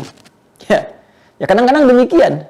Ya ketika Anda bermohon, ya Allah, kenapa kok si fulan ya yang jadi direkturnya? Ya Allah, kenapa si fulan yang megang jabatannya dan sebagainya? Kelihatannya kok nggak bagus. Biasanya hikmahnya Allah ingin tampakkan keburukan yang lebih besar lagi, sehingga terlihat semua, bisa dievaluasi, sehingga muncullah yang lebih baik lagi menutup semua itu. Ya, cuma kita harus berusaha menjadi yang baik itu. Ya, masuk dalam golongan yang baik itu. Sehingga penyiapan-penyiapan, kebaikan-kebaikan melekat pada jiwa kita, dimanapun level kehidupan kita. Di rumah tangga, jadi suami yang baik, jadi istri yang baik. Di pekerjaan, kalau ada posisi yang bagus, diangkat jadi manajer, jadi direktur, jadi orang yang baik. Ya, nanti Allah akan tunjukkan zikirnya yang tadi. Ya, nanti kalau kita benar, ya benar dengan jabatan yang Allah amanahkan kepada kita, Allah akan angkat derajat kita dengan sifat apa? Al-Aziz. Ya, jadi kalau misalnya Anda mendapatkan kepercayaan jabatan apapun itu di level apapun, ya. Baik mau kedudukan di pemerintahan misalnya, ya, atau di bisnis, di macam-macam, Anda bisa pakai zikir ya Al-Aziz, ya Al-Aziz, ya Al-Aziz, tu'izzu man tasha, tu'izzu man tasha, tu'izzu man tasha. Ya, dengan sifat Allah yang melekat padanya Aziz, tu'izzu, mengangkat. Ya, jadi orang ini sejak masih menjabat pun diapresiasi. Oh, orang tuh senang, diangkat, diapresiasi. Setelah purna pensiun juga banyak orang-orang masih menyanjung dengan kadar yang telah Allah tetapkan. Dia masih rendah hati dengan baik. Setelah meninggal pun masih disebut-sebut. Ya, dan di akhirat pun luar biasa. Jadi saking diangkatnya oleh Allah, bahkan Nabi menyebutkan doanya pun itu terkabul. Anda bayangkan. Ya, thalathatun la turaddu da'watuhum. Ada 3 golongan yang bagi Allah cepat mengabulkan doa mereka. Yang pertama siapa? Al-imamul adil. Ya kan? Pemimpin yang adil. Bagaimana bisa adil itu? Bisa baik. Bagaimana bisa baik? bisa mulia itu memohon bimbingan kepada Allah. Apa zikirnya ini? Ya Aziz, ya Aziz, ya Aziz, tu'izzu man tasya. Kalau kita mau bacakan ayatnya, qulillahumma malikal mulki tu'til mulka man tasya wa tanzi'ul mulka mimman tasya. Kalau sadar dengan satu ini saja, ayat ini saja, demi Allah saya katakan, nggak ada orang berusaha nyogok. Karena Allah kalau nggak berkehendak nggak akan jadi juga. Nggak ada yang berusaha korupsi, nggak ada yang berusaha curang dan sebagainya. Kalau nggak jadi ya nggak jadi, gitu. Ini standar sebetulnya kalau kita pahami sebagai insan beriman ya. Kalau kita yakin kita beriman, toh meninggal juga. Ya, jadi apapun yang Allah berikan sebagai kepercayaan kepada kita, gunakan sebagai jalan meniti kebaikan, bermanfaat ya secara aspek horizontal bagi sekian kehidupan kita, ya hal yang bersinggungan dengan kita di dunia ini, dan punya bekal ya vertikal saat kembali kepada Allah dan mengharap kemuliaan-kemuliaan. Jadi saya teruskan ya. Saya simpulkan pertama, kalau kita terkait dengan godaan-godaan dari dalam, ya provokasi setan dan sebagainya, kita mohon dengan sifat keagungan Allah, gunakan kata Al-Azim. Al-Azim, ya Allah, ya Al-Azim, ya Al-Azim, ya Al-Azim, ya Al-Azim. Makanya kalau selesai baca Quran kita katakan Shadaqallahul Azim, gitu kan? Yang maha agung, maha besar, maha kuat segalanya, supaya semua ayat-ayat itu memberikan petunjuk kekuatan pada kita, mengendalikan diri kita. Ya, itu dahsyatnya Quran, itu bisa menggerakkan iman. Ya, dengan keagungan Allah, dahsyatnya Quran. Itu ada di Quran surah ke-8. Ya, Al-Anfal ayat kedua. Dahsyatnya Quran bisa menggerakkan, menggetarkan iman, membangun hubungan yang kuat. Ya, makanya saat kita bacakan ayat ini, innamal mu'minuna alladzina idza dzukirallahu wajilat qulubuhum wa idza tuliyat 'alaihim ayatuhu zadatuhum imana wa 'ala rabbihim yatawakkalun. Sungguh insan beriman yang sejati itu kalau disebutkan nama Allah ada getaran dalam jiwanya, dan jika dibacakan ayat-ayat Allah, dibacakan aja kepada mereka, bertambah keimanannya, makin kuat, bergetar imannya, dan terjalin hubungan yang kuat dengan Allah. Ya, makanya ketika ada getaran dalam jiwa, dikuatkan, ya, itu kalau sudah kuat, cahaya makin menguat. Kalau sudah cahaya makin menguat, kegelapan-kegelapan akan sirna. Makanya kalau rajin baca Quran, itu akan ada bimbingan cahaya. Nggak mungkin orang rajin baca Quran keluar kata-kata kotor. Nggak mungkin. Ya, karena ya pulsa yang ada pada jiwanya itu diarahkan oleh Quran, diberikan cahaya. Jadi interaksi dengan kebaikan. Kalau sering baik itu kan yang jeleknya hilang, kan hukumnya begitu. Ya, kalau yang kanan naik, yang kiri akan turun. Ya, terus akan begitu aja. Kalau kirinya naik, ya kanannya turun.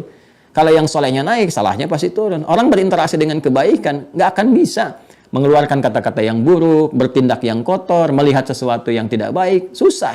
Karena cahaya yang terlampau kuat gitu. Ya, terlampau kuat, terarahkan pada kemuliaan-kemuliaan. Karena itulah kita mengatakan sebuah, ya Allah, Engkau ya dengan segala kebenaran, Engkau yang maha benar, Engkau yang maha agung, ya kan? Makanya Nabi mengatakan inna asdaqal hadits kitabullah. Ya, fa inna asdaqal hadits kitabullah. Yang paling benar itu, yang paling memberikan kekuatan pada jiwa kita, yang paling menunjukkan pada kebenaran, kemuliaan, ya kitabullah, Al-Qur'an. Ya, kita katakan Shadaqallahul Azim. Maha benar Engkau ya Allah, dengan segala keagungan kebesaran-Mu kita bermohon pada Allah, bukan sekedar baca Quran, tapi dengan kalimat-kalimat itu kita berdoa, memberi kekuatan sehingga bisa mengendalikan nafsu. Ya, jadi kalau pengen rajin bisa mengendalikan nafsu, mengarahkan pada kebaikan, diantaranya rajin baca Quran, menghafal Quran dengan benar. Ya, dengan benar. Kalau salah menghafalnya nanti zalim juga. Karena ada penghafal Quran yang zalim itu ada. Wa minhum dzalimun li nafsihi. Ya, itu ada di Quran surah ke-35 Fatir ayat 32 paling kiri sebelah atas. Tsumma awrafnal kitaba alladzina istafaina min ibadina faminhum zalimun li nafsihi wa minhum muqtasid wa minhum sabiqun bil khairat. Ya, biidznillah. Baik, ya. Jadi itu yang bisa kita tampilkan. Ya, tadi saya simpulkan ya, kalau pakai Al-Azim gunakan memohon kepada Allah untuk bisa mengendalikan nafsu kita, jiwa kita, menghindari provokasi setan. Ya, kemudian zikirnya bisa pakai ayat kursi atau rajin baca Quran. Ya, kemudian kalau kita ingin gunakan untuk terkait dengan sekitaran kita yang mengganggu dan sebagainya, kita bisa katakan ya Al-Qawi, ya Al-Qahhar, ya Al-Jabbar, itu kan. Kalau kita ingin syukuri nikmat, kita bisa katakan ya Dzal Jalali wal Ikram. Ya, kalau kita ingin menguatkan jiwa pada sesuatu, ya mohon pada Allah kan untuk dikuatkan pada sesuatu ya, sehingga kuat, komitmennya kuat, istiqomah. Kan sering ada yang bertanya tuh ya, ya supaya istiqomah bagaimana? Ya, supaya istiqomah bagaimana Ustadz gitu kan, dan sebagainya. Itu ada zikirnya di Al-Asmaul Husna untuk menguatkan jiwa kita, supaya minta kepada Allah berikan kekuatan kepadaku supaya istiqomah, cenderung pada jalan kebaikan, ya, komitmen dengan kebaikan itu sampai ajal menjemput. Itu bisa kita bisa gunakan kata zikir al-matin. Ya, al-matin, al-matin, al-matin, sesuatu yang menguatkan, ya, mengencangkan sesuatu matin, kan? Nah, bisa pakai biasanya disambungkan dengan kata kuah, Ya, qawi di sini, al-qawiyul matin, ya al-qawiyul matin, ya dzal quwwatil matin, ya. Kita bisa sambungkan dengan al-qawi dan al-matin. Ini bisa kita gabung-gabungkan. Ya, bisa kita gabung-gabungkan keterkaitannya. Ya, misalnya tadi yang mensyukuri nikmat kita katakan misalnya ya dzal jalali wal ikram, yal karim, yal karim, yal karimil hamidil majid, ya dzal jalali wal ikram. Oh, itu lebih dahsyat lagi. Ya. Demikian ya, nanti tinggal kita terapkan dalam kehidupan, apa yang kita rasakan, itu yang kita minta. Kalau sedang goyah, ya tadi, mintakan kepada Allah, itu kan. Allahumma ya zahirul matin, ya qawiyul matin, minta supaya kuatin lagi, Allah kuatin lagi, ya. Nah, itu untuk istiqamah dalam ibadah. 5, cepat ya, seperti saya janjikan. Nanti teman-teman tinggal bikin klasifikasi, nanti saya cek di ujian.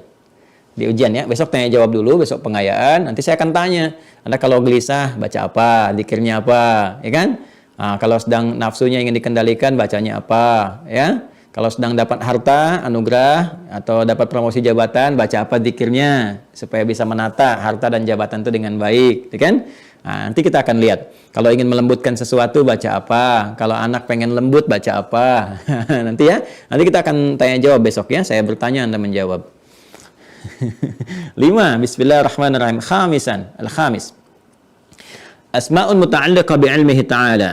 Asma'un muta'alliqa bi'ilmihi ta'ala. Wahia, nama-nama yang terkait dengan ilmunya Allah Subhanahu wa taala yang maha meliputi dan maha luas. Ya. Sudah? Teruskan. Sudah? Ya, Al-Ali Al-Hakim.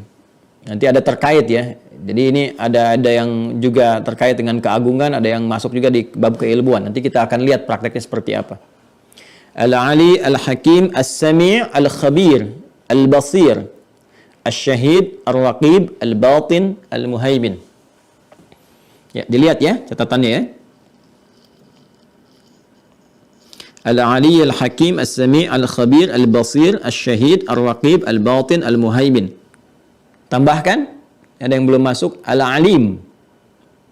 Al-Alim. Alim. Ya, pakai ya. Bukan pakai alif, alim bukan, tapi alim. Kalau sudah alim itu maha artinya.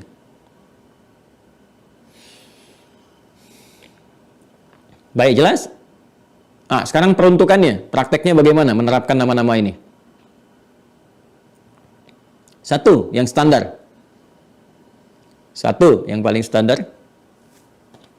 Untuk memohon kepada Allah Subhanahu wa taala tambahan pengetahuan. Memohon kepada Allah Subhanahu wa taala tambahan pengetahuan. Nah, saya ingin dalami sedikit ya. Saya ingin dalami sedikit nih. Ini jarang dimintakan ini. Kalau Anda minta dan benar cara memintanya serta ikhtiarnya, maka Allah akan limpahkan pengetahuan yang sangat luar biasa. Seperti orang-orang dulu mendapatinya. Ya, bukan hanya masa-masa emas di zaman Nabi, zaman sahabat, zaman tabi'in, tidak. Masa-masa setelah itu pun banyak kan ulama-ulama kita yang hebat-hebat, bahkan kemudian mereka mendapat pancaran sinar pengetahuan itu sampai juga menguasai bidang-bidang keilmuan umum ya, yang basicnya adalah basic dari bancaran spiritual. Ya, jadi mereka itu dulu orang-orang hebat di masa lalu, sekalipun pakar begawan di keilmuan umum, baik itu misalnya di arsitektur kah, astronomi kah, di fisika kah, matematika kah, itu selalu basicnya dimulai dengan basic-basic syariat. Ya, pancaran-pancaran dinul Islam. Mereka mulai dengan Al-Quran, mereka mulai dengan rajin sholat, mereka mulai dengan zikir, mereka datang ke kutab, dasarnya dari situ semua. Setelah itu dahsyat, bahkan banyak penemuan itu ya terinspirasi dari pendalaman kepada ayat-ayat Al-Quran dan hadis-hadis Nabi Muhammad SAW. Itu riset itu. Riset. Makanya saya tuh mengajak, yuk nanti murid-murid saya yang di Mira ya, saya pengen tahu nanti profilnya tuh nanti kita arahkan untuk meriset. Saya kasih nanti nih ayat ini coba riset, hadis ini coba riset. Demi Allah saya katakan, kita punya perangkat yang sangat berlimpah. Referensi yang sangat luas. Itu kalau kita mau riset, karena kan ini sumbernya otentik, langsung dari Allah, langsung dari Rasulullah, yang pasti benarnya. Ya, makanya untuk mendapatkan informasi itu semua ketat itu. Ya, nggak ada satu sebuah sistem penggalian pengetahuan yang dimiliki oleh siapapun ya, atau dari kelompok manapun atau keyakinan manapun yang seketat orang Islam, nggak ditemukan. Coba Anda bisa bayangkan ya, Quran itu sampai kepada kita itu kan sangat luar biasa. Itu penjagaan langsung dari Allah. Kalau itu nggak bisa disoal, bagaimanapun caranya, nggak mungkin ketemu celahnya. Tapi hadis, ya di mana ada kita mendapatkan satu informasi yang setelah berabad-abad, 15 abad, tersampaikan kepada kita dengan seleksi yang sangat luar biasa ketat. Jadi ketahuan nih, si fulan diterima dari siapa. Bayangkan 15 abad masih ketahuan. Dia dapat dari si fulan, sampai ke Nabi. Sampai kita terima pun masih ada transmisinya, disebut dengan sanad itu. Itu kan sangat luar biasa gitu. Itu nggak sembarangan teman-teman sekalian. Ya. Dan bagaimana bisa punya kekuatan menghafal ribuan, ratusan ribu, jutaan, sampai bisa kemampuan menuliskan. Itu punya kemampuan menuliskan. Ada orang hafal nggak bisa nulis. Ya. Dan jangan dibayangkan seperti sekarang ada apa namanya komputer, sebelumnya mesin tik itu pakai tangan bisa nulis. Berjilid-jilid kitab itu. Ya, dari kadang satu pembahasan itu berapa jilid gitu. Ya, Sahih Al-Bukhari itu syarahnya berapa jilid. Yang Ibnu Hajar Al-Asqalani itu, ya Fathul Bari itu berapa jilid. Belum kitab-kitab yang lain, itu baru satu aspek gitu. Itu sangat luar biasa. Nah, nanti kita lihat ya, kalau ada yang standar tambahan pengetahuan, ada yang melebihi batas standar yang dengan itu bahkan pengetahuannya dibimbing oleh Allah ya untuk menemukan kata-kata yang bisa menyampaikan mudah dipahami, jelas, kemudian tindakannya bijak, objektif dalam itu tingkat yang di atas yang standarnya nanti. Nah, zikirnya apa? Kalau kita ingin bermohon kepada Allah ya untuk mendapat pengetahuan tambahan yang standar, tapi standar pun nambah gitu ya di atas yang biasa juga. Kita mohonkan dengan langsung menyebut hal yang terkait dengan ilmunya. Ya Alim, Ya Alim, Ya Alim, Ya Alim. Ya. Kalau ingin diperkuat supaya langsung Allah merespon, Anda bisa katakan As-Sami'. Nah, kan tadi sudah disebutkan As-Sami', tambahkan Al-Alimnya. As-Sami' Al-Alim. Ya. As-Sami' Al-Alim. As-Sami' Al-Alim. As-Sami'. Biasanya kata As-Sami' ini nama Allah yang mulia. Ya. Itu seringkali juga dihadirkan oleh orang-orang saleh terdahulu. Baik para nabi, ya rasul, orang-orang saleh, kan, para ulama-ulama, untuk menyandingkan dengan permohonan tertentu. Jadi mengawali dengan kata as-sami', ya, untuk menunjukkan kekuasaan Allah untuk mendengar segala hal, mengetahui segala hal, kan? Karena kalau di kita di makhluk, walaisa kamitsli syai', ada yang serupa dengan Allah Subhanahu wa taala, kan? Sumber pengetahuan itu kan nanti sumbernya setidaknya ada 3 yang pokok. Yang pendengaran, penglihatan, ya kan, dan nalar kita. Ya, pendengaran disebut dengan as-sama', penglihatan disebut dengan basar, kemudian apa yang kita cerna disebut dengan fuad. Ini yang dimaksud Quran surah ke-17 Al-Isra ayat 36. Wala taqfu ma laisa laka bihi ilm. Ya, ilm itu kan. Dan jangan ikuti segala hal yang tidak punya dasar pokok ilmunya, pengetahuannya. Ya, nanti untuk mendapatkan ilmu itu apa? Sumbernya 3. Innas sam'a. Nah, sungguh pendengaran itu kita mendengar, kita dapat data dari pendengaran informasi. Nanti informasi diolah. Kalau masuk nanti ke perangkat bagian tubuh kita digunakan ya, tangkap oleh otak kanan, dilihat kan, didengar nih, terdengar tercitra. Kan ada orang cerita itu terdengar jadi citra ya, otak kanan yang berperan. Analisis otak kiri. Ya, nanti disimpulkan jadi pengetahuan, disupport oleh iman kita, oleh takwa kita, diberikan respon. Dan dahsyatnya Allahu Akbar, Allahu Akbar. Sepersekian detik keluar respon. Sepersekian itu. Ya, jadi tabarakar rahman, ya masya Allah itu. Bagaimana Allah menciptakan kita itu sangat luar biasa, manusia itu ya. Nah, kemudian basar, penglihatan. Dari yang terlihat jadi informasi kan, itu kan direspon oleh kita. Makanya ada orang melihat sinetron bisa nangis, itu kan? Ada orang mendengar kisah bisa direspon keluar tangisan, air mata, itu kan sepersekian. Ya. Ya, kemudian wal fuada yang mencerna, menalar sesuatu. Kullu ulaika kana anhu mas'ula. Sedangkan Allah Maha mendengar, Sami', kalau pakai maha pakai ya sebelum huruf akhirnya. Sami', Maha mendengar. Jadi Allah Maha mengetahui segala informasi. Ya. Jadi kalau pendengaran nggak usah ditanya, Allah Maha segala. Jadi semua sampai kepada Allah, ya kan? Ya, basir, Maha melihat. Jadi seringkali doa-doa yang disampaikan, permohonan disampaikan oleh setiap hamba orang-orang soleh, itu seringkali ya disandingkan dengan kata Sami' dulu untuk menunjukkan kesan bahwa ya Allah, sebetulnya aku nggak minta pun, Engkau tahu isi hatiku, Engkau mendengar ya Allah. Ya, jangankan jeritan, getaran-getaran yang tampak pun pada suara hati hamba, Engkau Maha mendengarnya.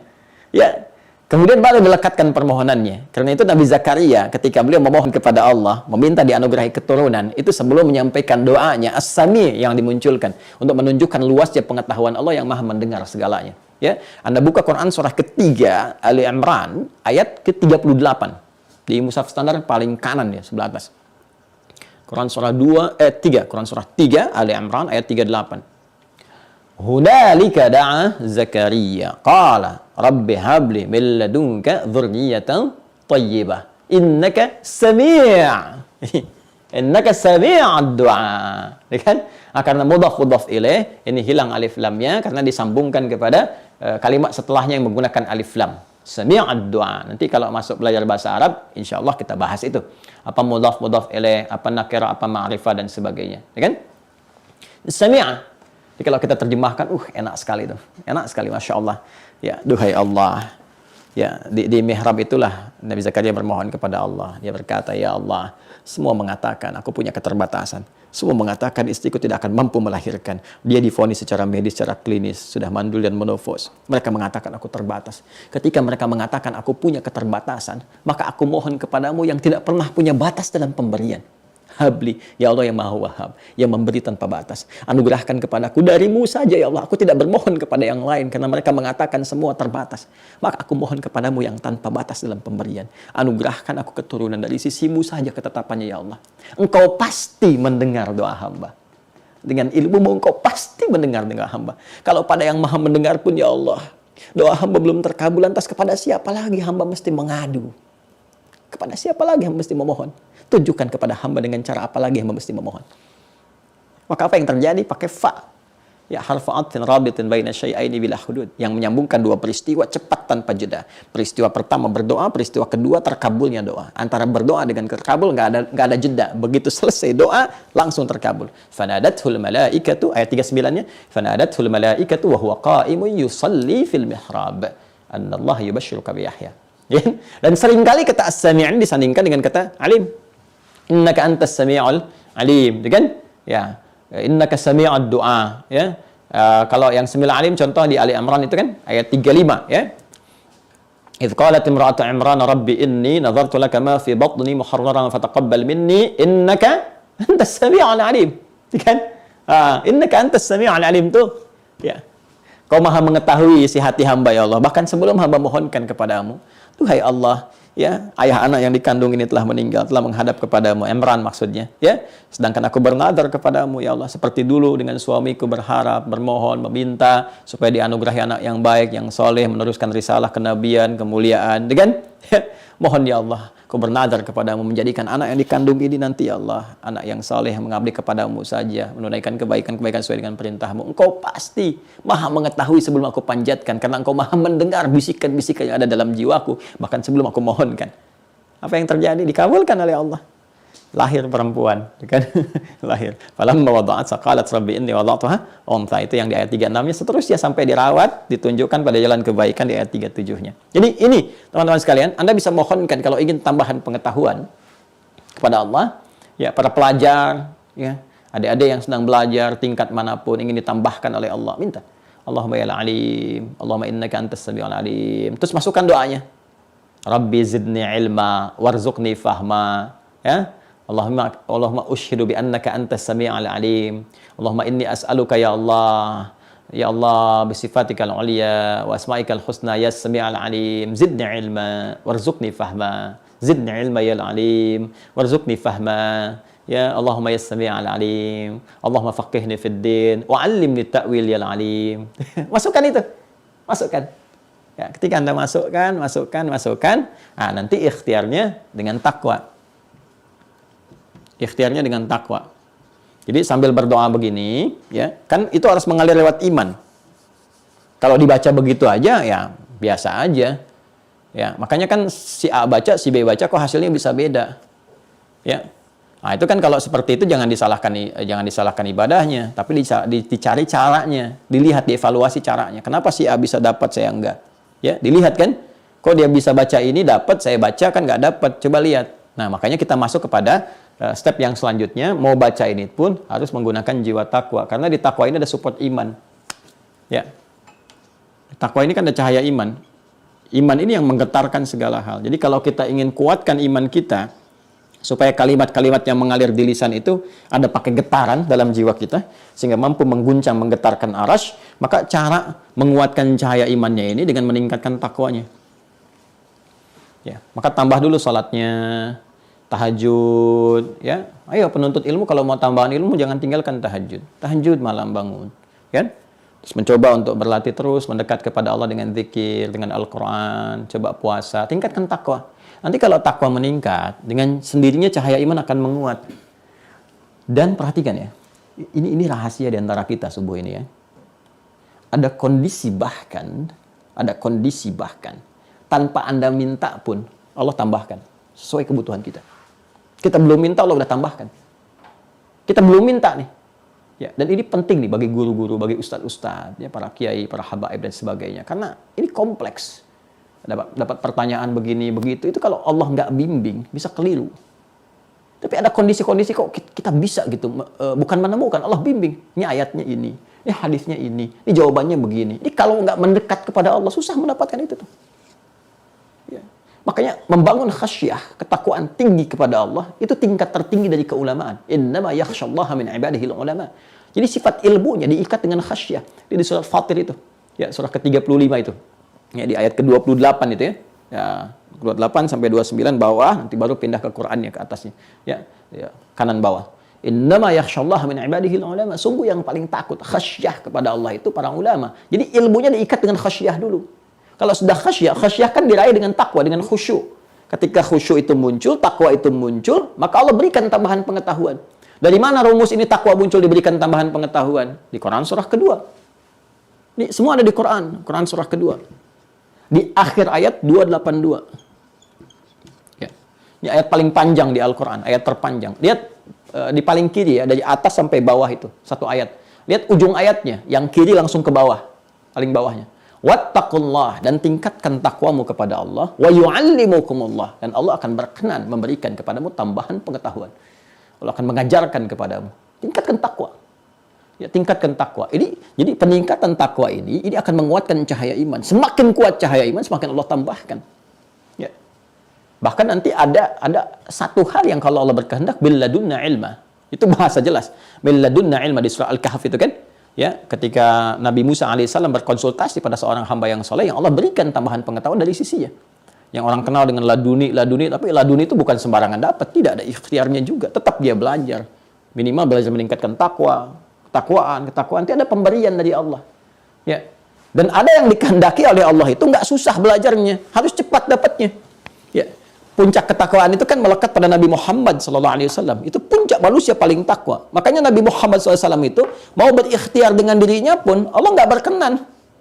Aku aja yang tambahkan, tingkat takwa kamu udah nggak ada batasnya dalam tingkat kemanusiaan. Levelnya udah jauh gitu. Makanya saking sayangnya Allah ditanamkan langsung. Bukan hanya menunjuk pada sifat kenabian dan kerasulan, tapi ingin memberikan penguatan kepada kita semua tentang bagaimana kekuatan takwa dan level takwanya Nabi. Ya, coba lihat dalam prosesi wahyu turun itu kan, begitu Nabi ingin menggunakan kekuatan dirinya untuk berikhtiar menghafalkan, ya, mendapatkan itu, ingin cepat menangkap, membacakannya dengan cepat dengan lisan walau dibimbing malaikat. Apa jawaban Allah itu? Turun Quran surah 75 kan?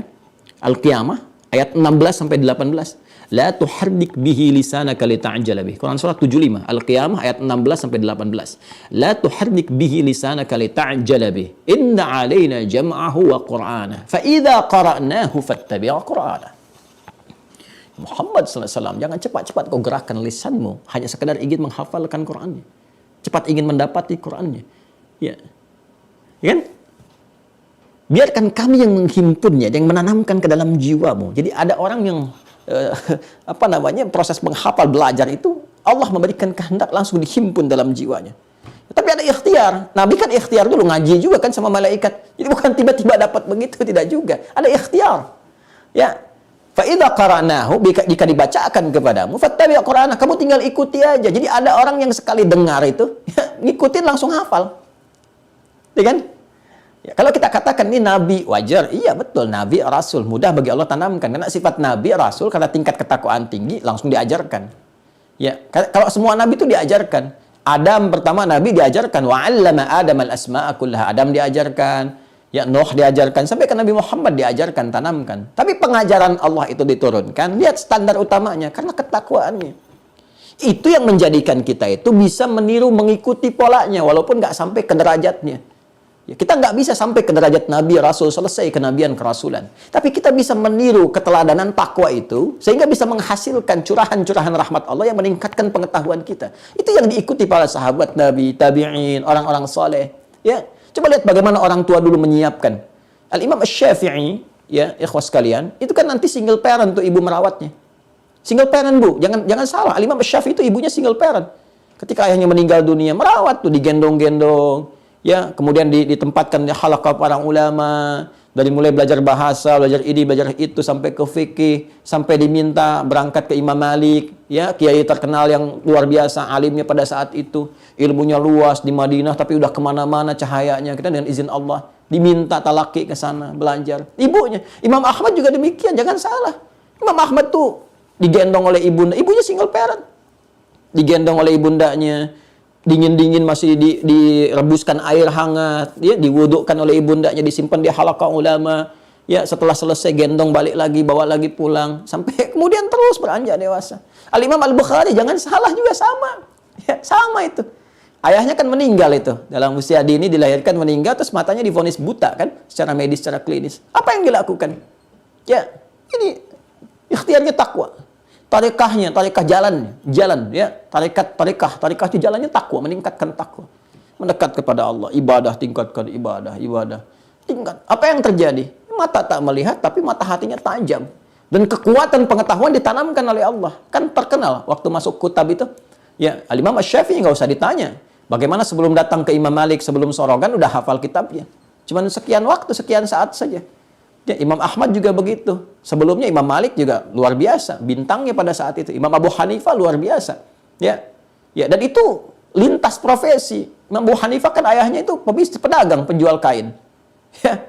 Dan lain sebagainya. Ya, ada yang penjual kain, ada yang tukang jam, ada yang tukang sabun, ada yang macam-macam, tapi luar biasa. Ilmu itu melintasi batasnya gitu. Jangan dibatasi, ini anak kiai pasti jadi kiai juga, belum tentu.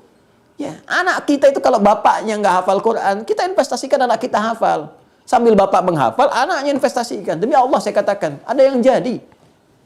Kalau kita sadar kita nggak paham hadis nih, cucu kita mungkin sekarang jadi ahli hadis. Bismillah. Mesti ada satu di keluarga jadi kebanggaan saat pulang kepada Allah. Jadi, nanti dia jadi pemimpin kita tuh saat pulang di keluarga. Kan itu di Quran surah 13 itu kan? Ar-Ra'd. Ayat 23 sampai 24 itu. Ya. Jannatu 'adnin yadkhulunaha wa man salaha min abaihim wa azwajihim wa dzurriyyatihim wal malaikatu yadkhuluna 'alaihim min kulli bab. Salamun 'alaikum bima sabartum fa ni'ma 'uqbad dar. Ya, ada anak itu yang jadi pemimpin, bawa keluarga semua ke surga. Diparadekan, diperintahkan oleh Allah, semua malaikat menyambut di pintu surga. Dia masuk ke surga Aden itu, disambut oleh semua malaikat di depan pintu surga. Siapa yang dia bawa? Bapaknya, ibunya. Jadi bapak ibu bisa investasi. Anaknya dari sekarang, cucunya siapin. Udah cukup ini yang insinyur, ya kan? Ini yang dokter, ini yang ini. Ini ada yang ahli agama. Seperti Hannah menazarkan kepada Allah, minta mohon supaya anaknya spesifik nih di bidang agama aja. Jadi ulama deh satu. Ya. Yang lain dokter hafal Quran, alhamdulillah. Insinyur hafal Quran, alhamdulillah. Yang ini paham hukum fikih, hadis apa. Nanti ada pemimpin. Begitu pulang nanti menghadap Allah, dia gandeng dengan ceria, gembira luar biasa. Dia gandeng dengan tangan kanan bapaknya, kiri ibunya, pasangannya, melekat dengannya. Anak cucu ikut di belakang semua berangkat. Rombongan besar. Ya, berjumpa dengan Rasulullah SAW. Ini keluargaku ya Rasulullah. Kami sering bersalawat sejak di dunia ya Allah. Alhamdulillah ya Allah bertemu hari ini juga. Masya Allah. Nggak ada keindahan yang lebih indah kecuali saat kita pulang, gitu kan? Bisa menatap Allah, bisa berjumpa dengan Rasulullah yang karena kita rindukan. Wujuhu yawma idzin nadhirah ila rabbiha nadhirah. Allahu akbar. Pada saat itu nggak ada kegembiraan, orang-orang bersinar wajahnya bukan karena masuk surganya, karena dia bisa menatap Rabbnya yang sangat dirindukannya, liqa Allah. Ya kan? Berjumpa dengan Rasulullah SAW. Allahumma salli ala sayyidina Muhammad. Nah, ini tambahannya ilmu. Ya kan? Nah, jadi kita bisa tingkatkan takwa. Wattaqullah, tingkatkan takwamu kepada Allah, wa yu'allimukumullah. Allah tambahkan pengetahuan, tambahkan pengetahuan. Itu yang menjadikan Al-Imam Al-Bukhari sekali dibacakan langsung hafal. Nah, itu yang dikatakan itu jam'ahu wa Qur'anah, dihimpun dalam jiwa, dihimpun. Makanya jiwa itu sadrun. Para ulama kalau ditanya itu sudah hafal, hafidtu ala sadri qalbi. Ya, saya sudah hafal dalam jiwa saya. Ya, atau kalau bahasa kita hafal di dalam kepala saya. Bukan di luar kepala belum hafal namanya. Siapa yang hafal di luar kepalanya? Nah, itu guru salah bertanya. Angkat aja semua tangannya. Kami ya Ustadz, coba bacakan. Belum hafal, kok belum hafal? Kan Ustadz bilang di luar kepala, masih di luar. Kalau udah masuk baru hafal di dalam kepala ya. Baik. Jadi ini level ilmu yang pertama. Jadi Anda bisa berzikir dengan mengatakan Allahumma ya Sami'al Alim. Allahumma zidni ilma, wa zid li ibni ilma, wa zid li abnai ilma. Ya Allah, mohon tambahkan. Ibu sampai tahajud ya, Bu. Habis selesai sholat, Ibu zikirnya gitu. Allahumma zid li dzurriyyati. Allahumma zid, ya atau saya ijazahkan kepada Anda misalnya Allahumma zid li dzurriyyati ilma. Ya Allah, tambahkan kepada seluruh anak keturunanku. Itu tanpa batas. Kalau Anda punya anak 3, nanti punya cucu berapa dari situ, 1 di antara mereka, insya Allah Allah berikan jadi untuk mereka. Ya, Allahumma zid li dzurriyyati ilma, ya kan? Wa zidhum fahma. Allahumma zid li dzurriyyati ilma wa zidhum fahma. Allahumma faqihhum fid din wa 'allimhu ta'wil. Allahumma faqihhum fid din wa 'allimhum ta'wil, kan? Allahumma zid li dzurriyyati ilma, ya kan? Warzuqhum fahma, ya. Sudah? Wa faqihhum fid din wa 'allimhum ta'wila, ya kan? Dan Anda bacakan ya Sami'al Alim, ya Sami'al Alim, ya Sami'al Alim, ya Dzal Jalali wal Ikram, ya kan? Dah ya? Nah, sekarang masuk ke level yang tertinggi dari pengetahuan. Ya, tertinggi dari pengetahuan. Nah, level tertinggi dari pengetahuan itu disebut hikmah namanya. Hikmah. Ya, hikmah. Al-hikmah.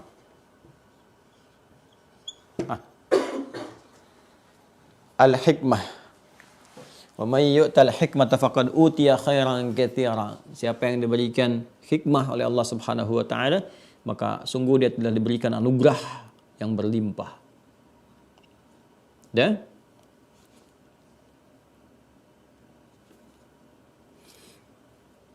ya, hikmah. Jadi hikmah itu puncak ilmu. Ya. Kalau sudah terhimpun hikmah dalam diri kita, jiwa kita, sudah itu. Itu sudah akumulasi pengetahuan yang bukan hanya nanti terpancar melalui sifat tapi juga sikap. Ya. Orang punya ilmu beda dengan orang punya hikmah. Hikmah itu di atas ilmu. Ya, hikmah itu di atas ilmu. Jadi akumulasinya disebut dengan hikmah namanya. Jadi kalau ilmu masuk jadi pengetahuan, sumber informasi, sumber bersikap, ya, bersifat dan sebagainya. Tapi kadangkala belum tertata lewat sikap. Kan ada orang pintar, tapi kan sikapnya juga nggak bijak, gitu kan? Pintar, banyak hafal hadis Quran, tapi ngajarnya marah-marah melulu gitu. Nggak lihat siapa yang diajar dan sebagainya. Atau merasa benar sendiri atau bagaimana, atau sikapnya nggak bagus dan ada yang demikian juga. Ya, dan kita mendoakan, bukan mencela, mendoakan ya, supaya Allah memberikan kebaikan-kebaikan pada semua. Kalau ke guru-guru siapapun kita prasangkanya baik. Supaya dapat kebaikan-kebaikan yang diajarkan. Kalau kekurangan, semua punya kekurangan. Ya, tapi kalau hikmah itu beda. Kadang-kadang bicaranya sedikit tapi dalam sekali. Ya, kita mengerti dengan kalimat sedikit, paham, dalam. Ya, itu hikmah.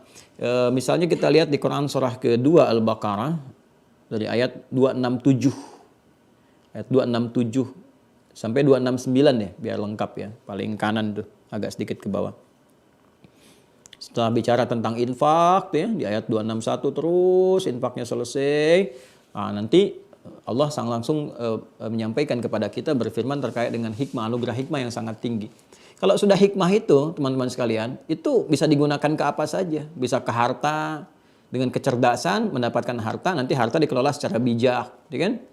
Bisa kedudukan, dengan hikmah itu ilmu banyak, dapat kedudukan pun digunakan untuk membuat kebijakan yang bijak, yang baik. Bisa dengan pengetahuan saja, konsisten di bidang pengetahuan. Disampaikan, tanya apa aja bisa jawab, bagus. Konsepsinya terukur, kalau pakai logika juga benar, gitu kan, bagus. Ini jabarannya begini, ini seperti ini. Itu hikmah. Nah, sifat Allah yang memiliki akumulasi pengetahuan, ilmu-ilmu yang luas, ya, dan sebagainya, itu disebut hakim namanya. Hakim. Ya, hakim. Kita bisa mintakan ya alimul hakim. Ya alimul hakim, tu'til hikmata man tasya, yang memberikan hikmah kepada siapa yang kau kehendaki. Ya. Allahumma rzuqnil hikmah, Allahumma rzuqnil hikmah, Allahumma rzuqnil hikmah. Jelas ya? Sudah? Jadi boleh kita memanggil, memohon kepada Allah untuk diberikan hikmah, puncak-puncak pengetahuan dengan memanggil namanya. Dengan nama apa? Al-Hakim. Ya, kita bisa satukan nih. Ya Sami'ul Alim, Ya Al-Aliyul Hakim. Ya Sami'ul Alim, ya Maha mendengar ya Allah apa yang aku mohonkan.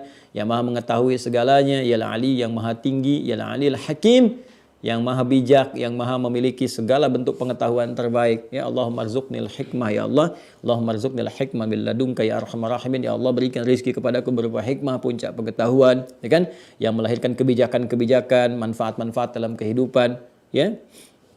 Dan seterusnya. Sekarang ikhtiarnya. Ikhtiarnya. Tadi kan bacaannya, ya kan? Supaya ikhtiar itu menguatkan bacaan kita, seperti apa ikhtiarnya? Seperti tadi kalau kita pengen tambahan ilmu kan takwa gitu kan. Sudah? Untuk mendapatkan hikmah, ada satu-satunya jalan yang tertinggi, yaitu rajin berinteraksi dengan Al-Quran. Catat ini. Rajin berinteraksi dengan Al-Quran. Mau Anda rajin baca, rajin mengkaji, apalagi menghafal. Tapi dengan serius dan cinta. Bukan karena motif-motif tertentu, enggak. Kalau di pesantren sekolah bukan hanya ingin menamatkan itu untuk lulus, tidak. Bukan hanya ingin mendapat syahadah, tidak. Betul-betul untuk mendapat ridha Allah. Itu jalan yang terbaik untuk mendapat hikmah. Ya, ada orang ngejar lewat sholat, ada dengan tahajud, dengan zikir ini, zikir itu. Puncak zikir itu dengan Quran. Dan itu 4 kali disebutkan Allah tinggi nilainya dibanding dengan yang lain. 4 kali. Ya, kalau Anda menghafal Quran itu 4 kali nilainya zikirnya dibandingkan dengan yang lain. Baca saja 1 kali. Inna nahnu nazzalna dzikra wa inna lahu lahafizun. Kami yang turunkan Al-Quran sebagai zikir dan kami yang menjaganya. Quran surah ke-15 ayat 9. Tapi ketika menghafal itu 4 kali. Walaqad yassarnal Qur'ana lidzikri fahal mim muddakir. Sungguhlah kami mudahkan Al-Quran untuk digunakan sebagai zikir, dihafalkan. Ada enggak yang mau menghafal Quran sebagai zikir untuk dirinya? Itu 4 kali disebutkan di Quran surah ke-54. Al-Qamar ayat ke-17, ayat ke-22, ayat 32 dan ayat 40. 17, 22, 32, 40. Walaqad yassarnal Qur'ana lidzikr fahal mim muddakir. Nah, kalau Anda ingin mendapatkan hikmah, sekali lagi ya, kebijaksanaan, dibimbing dengan cahaya, kalau berpikir dengan cara yang benar, menyingkap logika dengan cara yang benar, menyampaikan pengetahuan tertata dengan baik, terukur, mudah untuk disampaikan, diterima, dipahami, dan tampil bijak dalam bersikap dan bersifat. Itu hikmah. Ya, mendapatkan pancaran hikmah. Cara yang terbaik dengan apa? Al-Quran. Apa dalilnya? Dalilnya. Baik. Sebelum sampai ke dalil, saya berikan pemahaman sebentar. Al-Quran itu fungsinya hudan yang utama. Hudan. Ya, Quran surah kedua Al-Baqarah ayat 185. Quran surah kedua Al-Baqarah ayat 185. Syahrul Ramadan alladzi unzila fihi al-Quran hudan linnas. Hudan itu pedoman berkehidupan. Secara singkat, pedoman berkehidupan. Dan janji Allah, setiap hambanya hidup di masa apapun, ya, di masa, di ruang, tempat apapun, itu diberikan petunjuk supaya berkehidupan yang benar sesuai dengan petunjuk Allah. Bahkan Nabi Adam pun pertama turun ke bumi dengan istri beliau, Sayyidah Hawa alaihissalam, itu berkehidupan mendapat hudan juga karena fitrah telah Allah tetapkan. Al-Baqarah ayat 38, Quran surah kedua ayat 38. Qul nahbitu minha jami'a fa imma ya'tiyannakum minni huda faman tabi'a hudaya fala khaufun 'alaihim wa lahum yahzanun. Sekarang turun kalian semua ke bumi, kan? Mulai jalani misi sebagai khalifah, mulai bawa risalah kehidupan. Nanti saat berkehidupan itu bersamaan dengan turun, aku turunkan hudan sebagai petunjuk berkehidupan. Kamu ikuti, hidupmu senang dan tenang. Nggak ada gelisah berlebihan, nggak ada kesedihan berlebihan. Jelas ya? Jadi sejak Nabi Adam itu turun hudan. Nanti ganti generasi, ganti masa, tetap ada hudan. Ya, masanya Nabi Musa, ada petunjuk berpedoman hidup. Disebut dengan Taurat. Taurat kan masa Nabi Musa. Itu hudan Tauratnya. Untuk siapa? Bani Israel yang hidup pada saat itu. Ya. Dalilnya dari mana? Quran surah ke-17. Al-Isra ayat kedua. Wa ataina Musal kitab. Kami berikan kepada Musa itu kitab. Apa nama kitabnya? Taurat. Ya, kita tahu Ali Imran kan? Di ayat yang ketiga sampai dengan keempat. Ya. Ketiganya, nazzala 'alaikal kitaba bil haqqi musaddiqan lima baina yadayhi wa anzalat Taurat. Untuk Musa, wal Injil untuk Isa, min qablu, sebelum Nabi Muhammad SAW. Jadi ada kitab-kitab diturunkan ya untuk menjadi pedoman bagi umat-umat di masa itu. Nabi Musa, Bani Israel, Nabi Isa, ya Bani Israel, turunan dari Musa dan seterusnya. Sampai ke fase Nabi Isa alaihissalam. Ya, nama kitabnya apa? Taurat. Fungsinya apa? Hudan. Tahu dari mana? Kembali ke Al-Isra. Ayat kedua. Wa ataina Musal kitaba. Kami berikan kepada Musa itu kitab. Namanya Taurat. Wa ja'alnahu huda. Dan kami jadikan itu sebagai pedoman kehidupan. Li Bani Israel. Wa ja'alnahu hudan li Bani Israel. Jadi Musa punya kitab. Ya, namanya apa tadi? Taurat. Daud punya kitab. Namanya Zabur. Isa punya kitab. Namanya apa? Injil. Semua itu hudan. Pedoman dalam berkehidupan. Untuk umat-umat tertentu. Untuk umat akhir zaman sampai dengan berakhir kehidupan, nama kitabnya Al-Quran. Diturunkan pada Nabi Muhammad SAW. Fungsinya apa? Hudan. Syahr Ramadan alladzi unzila fihil Quran. Hudan.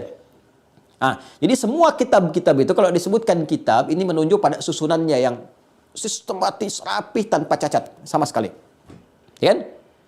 Kitab diturunkan pada setiap nabi itu sistematis, bagus, tanpa cacat dan sebagainya. Cuma nanti fungsinya berdasarkan waktu punya batasan-batasan. Nabi Musa zamannya aja ganti nabi, ganti kitab. Ya, Nabi Isa zamannya ganti nabi, ganti kitab. Hanya kitabnya Nabi Muhammad karena fungsi beliau diutus sampai akhir zaman, kitabnya nggak terbatas. Ya, menembus setiap ruang dan waktu sampai kehidupan berakhir. Ya, jadi karena itulah Al-Quran disebut juga dengan Alkitab, menunjukkan kepada susunannya. Ya, yang rapi, tertib, nggak ada cacat, sempurna. Dzalikal kitab la raiba fi. Jadi semua dari nabi-nabi terdahulu ada kitab sesuai dengan fungsinya dan diikat oleh masanya. Nah, sekarang kalau sudah paham ini, dulu orang-orang kalau ingin mendapatkan hikmah itu berinteraksi dengan kitabnya. Ya, termasuk bahkan para nabi pun diberikan hikmah itu lewat kitab, lewat wahyunya. Lewat kitab. Nabi Muhammad diberi hikmah, bahkan doanya Nabi Ibrahim, kan? Nabi Ismail alaihissalam ketika memohon diturunkan, dipilih seorang rasul karena rasul itu terakhir itu yang paling mulia, lahirnya dekat tempat mulia, Ka'bah. Ya, rasul yang lahir dekat Ka'bah Nabi Muhammad. Apa doanya di Al-Baqarah ayat 129? Rabbana wab'ats fihim rasulan minhum yatlu 'alaihim ayatika wa yu'allimuhumul kitaba wal hikmah. Tuh, diminta diberi hikmah. Dijawab oleh Allah 30 generasi setelahnya. Ya, turun Al-Baqarah ayat 151. 151 ayat 151 tadi 129 sekarang 151. Kama arsalna fikum rasulan minkum yatlu 'alaikum ayatina wa yuzakkikum wa yu'allimukumul kitaba wal hikmah. Semua nabi dengan turunnya kitab itu otomatis dapat hikmah. Jadi kalau kita pengen dapatkan hikmah itu berinteraksi dengan kitab. Nah, sekarang apa dalil spesifik yang menunjukkan kepada kita dengan berinteraksi dengan Alkitab, sekarang dengan Al-Quran dengan kuat, ya, itu bisa mendapatkan hikmah. Quran surah ke-19 Maryam. Quran surah 19 Maryam ayat 11 sampai 15. Ya. Kalau dari ayat 1 nanti sampai 15 itu akan dikisahkan tentang perjuangan Nabi Zakaria. Kaf ha ya ain sad dzikru rahmati rabbika 'abdahu Zakaria idna rabbahu nidaan khafiyya dan seterusnya. Terus sampai dikabulkan lahir Yahya. Ya, perhatikan ketika Nabi Yahya alaihissalam lahir itu, ya, kemudian berkehidupan, berkembang, apa perintah pertamanya? Saya bacakan ya. Perhatikan kalimatnya. Ya Yahya, khudhil kitaba biquwwah. Ada ayatnya? Ya Yahya, khudhil kitaba biquwwah. Hei Yahya, pegang teguh kitab itu. Ya, kitab zaman Nabi Yahya kan hudannya, bukan Al-Quran, kan? Tapi di masanya, sesuai dengan masanya. Yang tadi saya terangkan. Nabi Musa punya sendiri, Nabi Isa punya sendiri, kan? Nabi Yahya nanti membuka jalan untuk Nabi Isa alaihissalam. Berdua nanti, zamannya berdua itu. Nabi Yahya, Nabi Isa. Kemudian Nabi Musa dengan Nabi Harun dan sebagainya. Puncaknya tunggal Nabi Muhammad sampai kehidupan berakhir. Risalahnya. Perhatikan. Ya Yahya, wahai Yahya, khudhil kitab. Pegang teguh itu kitabnya, pedoman hidupnya itu. Biquwwah. Ya, dengan kuat. Interaksi dengan kuat. Pahami, kemudian dalami, praktekkan segala petunjuknya, baru risalah untuk mengajarkan. Apa yang terjadi ketika interaksi itu kuat dengan kitab? Wa atainahul hukma sabiyya. Maka sejak dini kami tanamkan hikmah pada dirinya. Tuh. Makanya Bapak Ibu kalau ingin anak-anaknya dari kecil itu, karena kalimatnya sabiyya, sejak sabi, balita. Anda bisa dekatkan anak-anak itu dengan Quran sejak dini. Demi Allah saya katakan, makanya risetnya itu di luar. Orang-orang dari sejak kecil yang interaksi dengan Quran, kecerdasannya meningkat, Pak. Nggak percaya silahkan. Kalau benar mereka diinteraksikan, kecerdasannya meningkat. Saya berani mengatakan ini, karena selain belajar di masa lalu meriset orang-orang yang pintar, saya coba praktekkan pada anak-anak kita tuh. Ya, anak saya praktekkan, pada anak didik coba kita lakukan. Itu terjadi peningkatan kecerdasan luar biasa. Meningkat itu.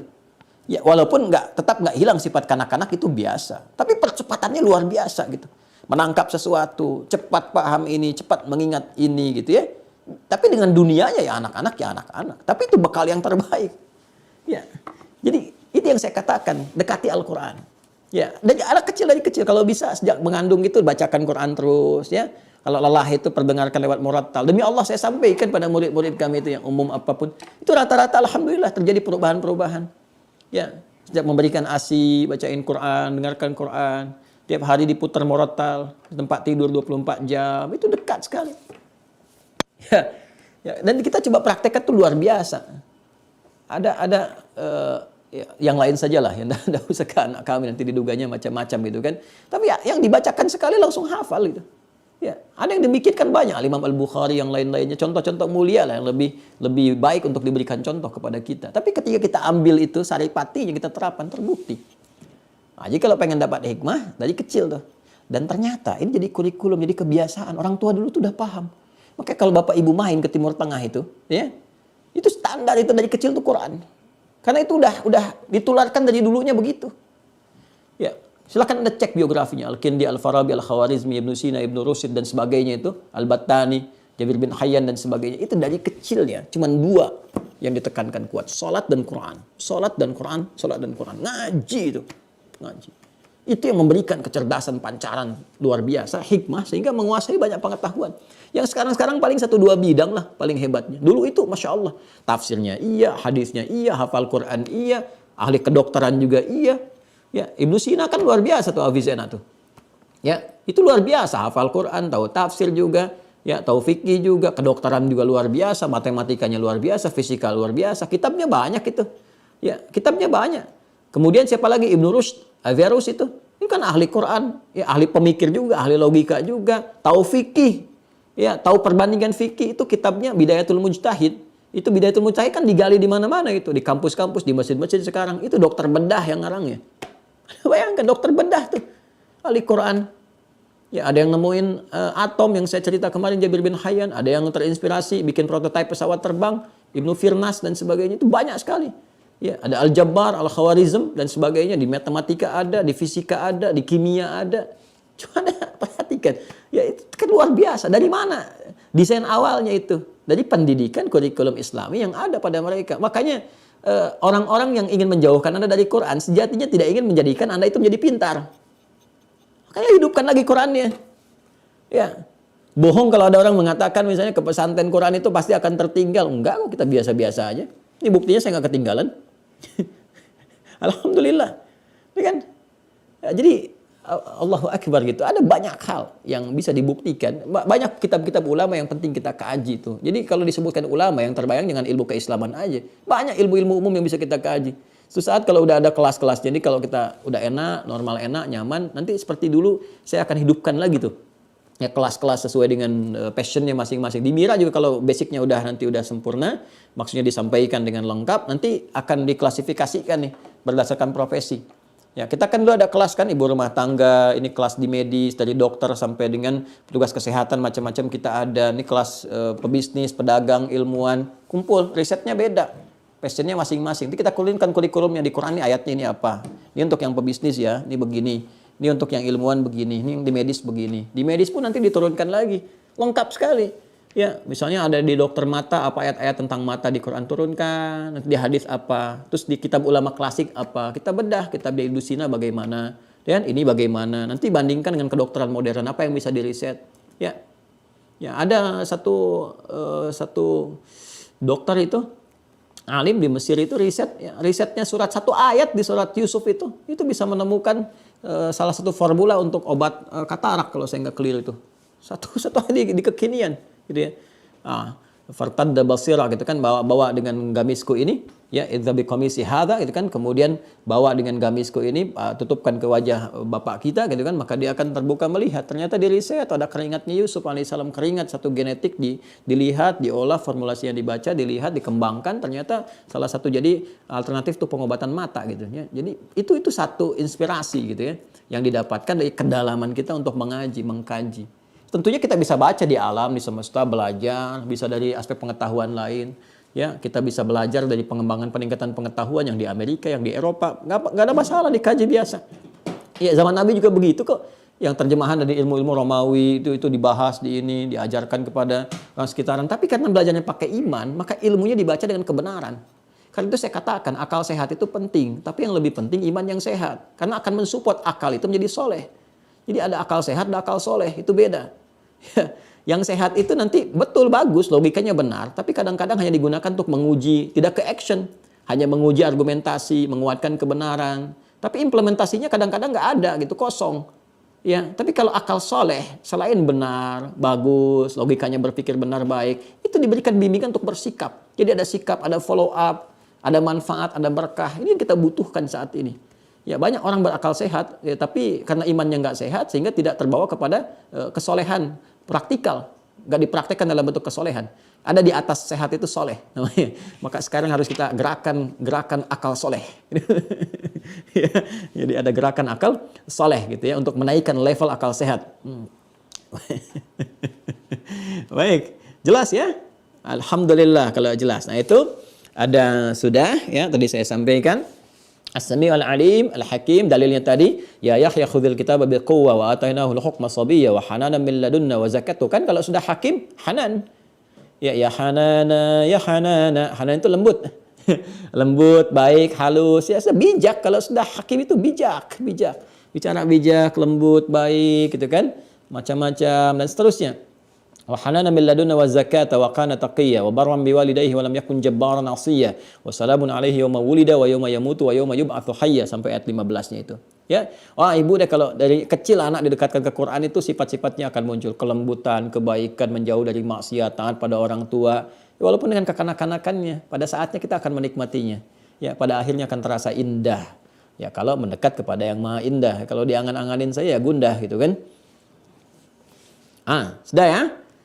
Baik, itu yang nomor 5. Wah, saya janji ada 10 menit lagi ya, kita sempurnakan ya. Yang lainnya teman-teman sekalian, nah itu ada kegelisahan-kegelisahan. Kemudian kalau ada kesaksian-kesaksian yang diragukan, kan? Atau ingin kita membuktikan orang-orang yang tidak benar dalam bersaksi sehingga Allah tampakkan lewat bukti-bukti lain. Banyak nih. Ya, hakim misalnya nih sedang menguji nih, ya kan disumpah saksi ya. Nah, itu kan kesaksian palsu itu dosanya besar sekali di sisi Islam. Tapi kadang-kadang ada orang nekat juga. Ya, ada orang nekat tuh dan sebagainya karena macam-macam hal. Nah, kalau ingin memantapkan pada jiwa kita yang profesinya hakim, yang ingin membuktikan mana yang benar. Hakim itu kan mengambil pancaran hikmah tuh. Hati-hati, pertanggungjawabannya besar si Allah Subhanahu wa taala. Pengadilan akhiratnya itu jauh lebih dahsyat ya. Makanya ini boleh digunakan, ini salah satu nama untuk memohon kepada Allah, ya syahid, ya syahid, ya syahid, yal khabirul basir syahid. Yal khabir, yal basir, ya syahid. Yang maha mengetahui segala informasi, yang maha menatap dengan tajam, yang maha menyaksikan segala hal, mengetahui segalanya gitu kan. Allahumma syaddnal khair, ya Allah tampakkan kepada kami segala yang baik-baik, wa syaddal haqqa wa sidqa, tampakkan kepada kami suatu buah kebenaran yang benar-benar benar, gitu kan? Yang benar, yang benar, yang benar. Nanti Allah akan kasih jalan. Ini bisa jadi dalam mimpinya dia melihat sesuatu, nanti ditelusuri, ya realnya benar. Bisa jadi datang sisi lain, saksi yang membuktikan bahwa keterangan saksi yang sebelumnya itu salah. Bisa dibuktikan dari bukti-bukti yang tampak, tiba-tiba masyarakat menggerakkan, ada ini, ada itu muncul. Bisa membaca, oh ternyata yang benar yang ini. Ada. Ya. Nah, ibu juga sering ini, Bu, sering zikir gini nih. Ya, supaya suami pulang ke rumah nggak menyembunyikan sesuatu gitu. Dengan yal basirus syahid, yal basirus syahid, yal basirus syahid, kan? Ya, sama-sama tuh. Jadi nggak ada gangguan gitu ya, insya Allah. Pokoknya silahkan gunakan sesuai kepentingan kita ya. Baik. 6. Sadisan wa sadis. Asma'ul muta'alliqa bi qudratihi ta'ala wa tadbirihi lil umur. Nama-nama yang terkait dengan kudrahnya, kuasanya Allah Subhanahu wa taala dan tata kelola setiap aktivitas. Ya. tata kelola setiap perkara kehidupan. Jadi bagaimana Allah mengatur dengan kuasanya, ya, mengelola segala hal, mengatur dengan sempurna, ada nama-namanya. Apa di antaranya? Ya, Al-Qadir, Al-Wakil, Al-Wali, Al-Hafidh, Al-Malik, Al-Malik, Al-Malik, Al-Malik, bisa dibaca pendek Malikun, ya, bisa dibaca Malik. Ya, Malikun seperti Al-Fatihah ayat 4 kan, Maliki Yaumiddin, Malik, ya. Nah, bisa dibaca pendek seperti surat An-Nas, Malikin Nas, ya. Nah, yang Al-Fatihah ayat 4 tadi itu bisa dibaca dua riwayat, bisa Maliki Yaumiddin, Hafaz an Asim, bisa dibaca pendek Maliki Yaumiddin, Qalun An-Nafi' atau Warsh An-Nafi'. Jadi bisa dibaca pendek Maliki Yaumiddin. Kalau Anda yang baca Al-Fatihah, imamnya baca pendek, itu mengikuti riwayat apa? Qalun dari Nafi' atau Warsh dari Nafi'. Ya. Bismillahirrahmanirrahim. Alhamdulillahi rabbil alamin. Ar-Rahmanirrahim. Maliki Yaumiddin. Qalun dari Nafi' atau Warsh dari Nafi', tergantung imalah setelahnya, ya. Kemudian kalau baca Maliki Yaumiddin, itu Hafaz dari Asim. Baik, kemudian Al-Fattah, Al-Fattah. Lalu Al-Hasib, kemudian Al-Muntaqim, kemudian Al-Muqit. Al-Qadir, Al-Wakil, Al-Wali, Al-Hafidh, kemudian Al-Malik, Al-Malik, Al-Fattah, Al-Hasib, Al-Muntaqim, Al-Muqit. Ya, jadi kalau ada permohonan-permohonan kita terkait dengan kekuasaan Allah Subhanahu wa taala untuk pengaturan, penjagaan dan sebagainya, ya kan, terkait kudrah jalan kehidupan kita, tata kelola hidup kita, boleh kita meminta kepada Allah Subhanahu wa taala dengan menyebut nama-nama ini. Ya. Nah, ini aspeknya luas sekali. Ya, baik itu di pengelolaan hidup kita sendiri misalnya kan, ya, ataupun di keluarga, atau bahkan nanti yang dititipi jabatan dari levelnya regional, daerah sampai ke level tinggi nasional misalnya, boleh ini minta. Ya, ya seperti yang tentang Al-Malik kan, ya Allah yang Maha Raja, Maha menguasai. Itu kalau menyebut nama Al-Malik, Malik, itu bukan hanya menyebut namanya raja segala raja, ya, pengatur segala hal, tapi juga menyebutkan bagaimana kesempurnaan Allah sebagai Sang Maha segalanya mengelola sesuatu. Jadi kita memohon kepada Allah, ya Allah dengan keagungan nama-Mu ya Allah, yang Maha mengatur segala sesuatu dengan sempurna, berikan hamba bimbingan. Ya, dengan titipan kecil, amanah kecil yang Kau tempatkan kepada hamba untuk mengatur ini negeri ini Indonesia. Untuk mengatur ya Allah wilayah saya di Bekasi, wilayah saya di Depok, wilayah saya misalnya di A, di B, di C. Kau titipkan kepada aku tetesan kecil ya Allah, yang pertanggungjawabannya begitu besar. Hamba takut ya Allah jika memang hamba salah mengelola. Ya, hamba takut jika hamba ketika mengelola ini pertanggungjawabannya besar di hadapan-Mu yang tidak bisa hamba pertanggungjawabkan. Hamba takut kalau di sudut desa itu ada yang mengadu karena hamba tidak adil ya Allah. Maka mohon dengan keagungan nama-Mu, Yal Malik, Yal Malikul Malik, Ya Malikal Mulki. Kan? Kita bisa bacakan ayatnya yang Ali Imran ayat 26 itu. Ya, qulillahumma malikal mulki tu'til mulka man tasha' wa tanzi'ul mulka mimman tasha' wa tu'izzu man tasha' wa tudhillu man tasha' biyadikal khair innaka 'ala kulli syai'in qadir, gitu kan? Boleh kita bacakan itu, minta. Oke? Terus kalau kita misalnya merasa terbatas kemampuan untuk mengerjakan satu hal tertentu, gitu kan? Ya, kita bisa mohon dengan Allah yang tidak punya batas dalam segala hal kemampuannya, yang kuasa atas segala hal. Ya, apa itu sifatnya? Al-Qadir. Ya, Al-Qadir. Nah, ini di sini tersebut Qadir, kan Qadir kita ganti ke dalam bentuk Maha, Qadir. Ya, Qadir. Ya, ini bisa kita buka dengan satu hal lalu disambungkan ke yang lainnya. Contoh prakteknya gini misal. Gini. Kita ingin memohon kepada Allah satu limpahan rizki untuk digunakan pada kebaikan tertentu. Ya. Saya mau bangun pesantren nih, bangun madrasah nih, atau bangun panti yatim, fasilitasi sesuatu. Kita minta sama Allah, karena ini di luar kemampuan saya nih. Ya, saya cuma punya 1 juta, sementara untuk bangun ini 1 miliar. Gitu kan? Terus kita mohon pada Allah untuk menggerakkan hamba-hambanya yang terbaik, untuk mengirimkan rezeki, untuk mewujudkan apa yang kita mohonkan kepada Allah. Kita bisa minta dengan menyebut nama yang kuasa ini. Ya, yang maha kuasa atas segala hal, mengatur, menata semua, lalu sambungkan dengan rezeki. Bagaimana cara mintanya? Kita sebutkan begini misalnya. Yal Qadir, ya Allah, yalladzi ala kulli syai'in qadir.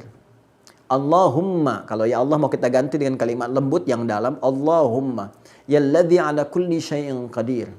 Allahumma, yalladzi ala kulli syai'in qadir. Ya Allah, yang menguasai terhadap segala hal dan mengaturnya. Ya. Allahumma yalladzi ala kulli syai'in qadir. Sudah? Urzuqni rizqan min indika ya Razzaq. Misal. Allahumma pancarkan kepadaku keberkahan rizki. Rizki dari sisimu saja. Ya Razzaq yang maha mengatur segala rizki. Maha memilikinya. Jadi Anda buka dengan Al-Qadir. Anda sambungkan dengan Ar-Razzaq. Gitu kan? Itu dahsyat itu.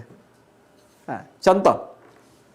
Doanya ibunda Imam Al-Bukhari. Al-Imam Al-Bukhari. Ibunya itu memohon kepada Allah. Puncak sesuatu. Ketika anaknya divonis tidak bisa melihat secara medis dan dia punya keinginan kuat untuk belajar hadis setelah cepat menangkap Al-Quran. Apa yang dibacakan? Ya, karena anak nggak melihat, penglihatan itu kan basar, ya, sam'a wal basar.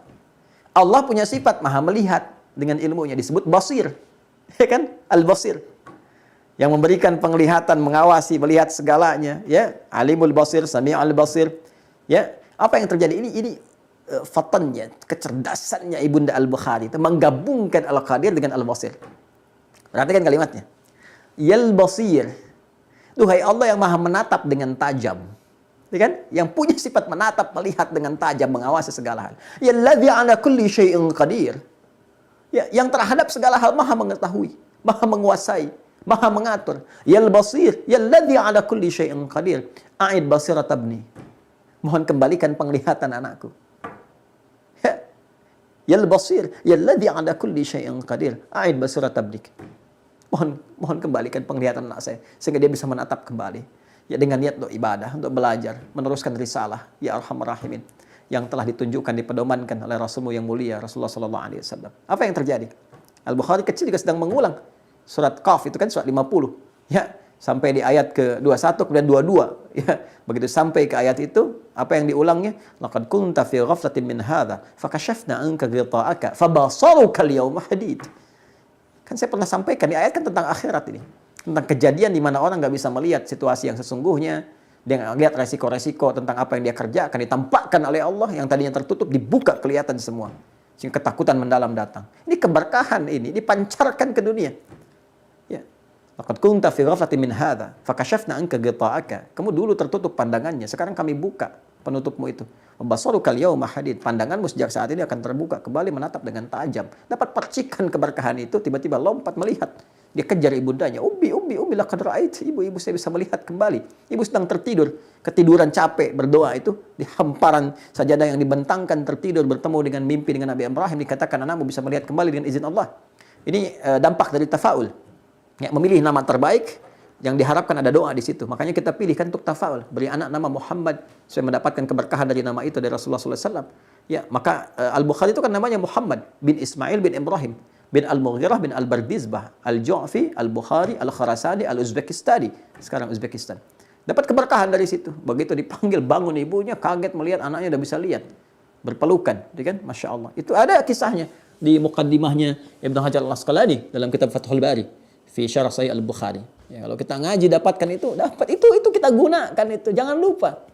Nama itu dibentangkan untuk memenuhi kebutuhan kita. Makanya kuncinya dipakai saat kita memerlukannya. Ya, mohon minta sama Allah. Minimal Allah ganti ya. Penglihatan, saya selalu berusaha sebaik mungkin berhusnudzan kepada Allah. Saya tidak menyebut orang-orang ini nggak bisa lihat, tapi Allah menutup penglihatan mereka dari maksiat. Ya, tapi bagaimana caranya kemudian meningkatkan kualitas penglihatan hati sehingga mata secara zahirnya tak melihat tapi batinnya kuat untuk menatap. Dia tahu, dia bisa bedakan mana yang maksiat, mana yang bukan. Ada orang bisa melihat, dia nggak bisa bedakan mana sendal dia, mana sendal orang lain. Ya, baik. Itu ya teman-teman sekalian, Anda bisa gunakan itu. Silahkan sesuai dengan tempatnya masing-masing. Untuk penjagaan Al-Hafidh, untuk kedudukan Al-Malik, itu kan membuka sesuatu yang sulit Al-Fattah.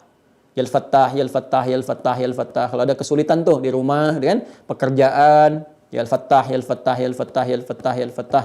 Termasuk membuka bisnis baru tuh, ada bisnis baru kan? Yang sulit, atau diplomat tuh, diplomat. Ya, yang mau bertugas tuh, boleh gunakan dikit ini.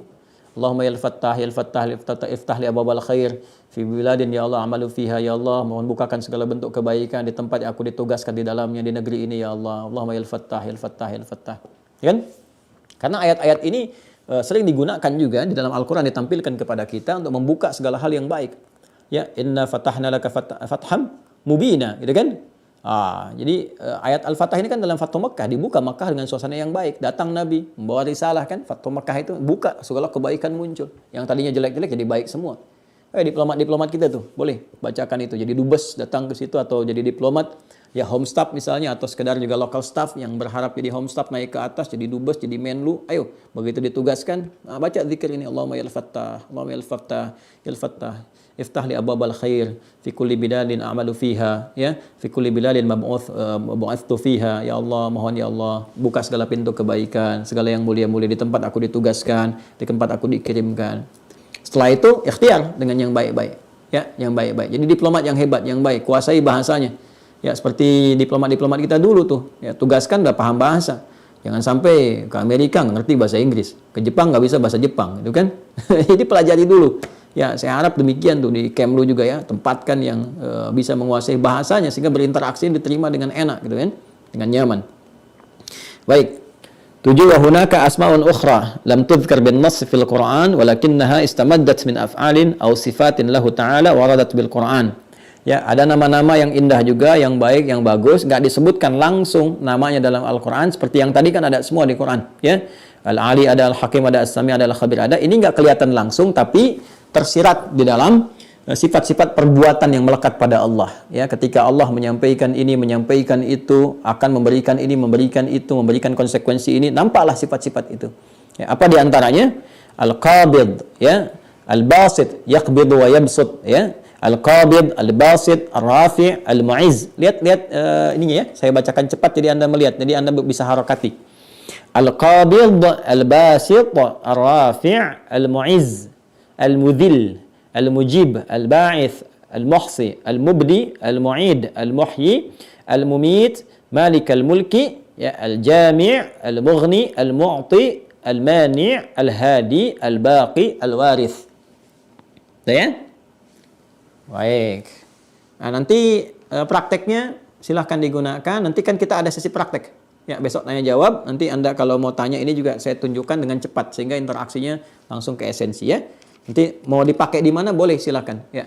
Mau minta keturunan yang soleh-soleh, yang bagus, yang apa manggil Allahnya supaya bisa diberikan yang keturunan yang baik. Nanti ada, ya. Kalau mau minta kedudukan yang baik seperti apa, gitu kan? Nah, kalau kita ingin minta diangkat derajat bagaimana? Kalau minta rizkinya ditambahkan, gitu kan? Dan ditutup peluang-peluang maksiat dari rizki, mintanya seperti apa? Ada nanti. Ya, ini saya bacakan dulu. 8 yang terakhir.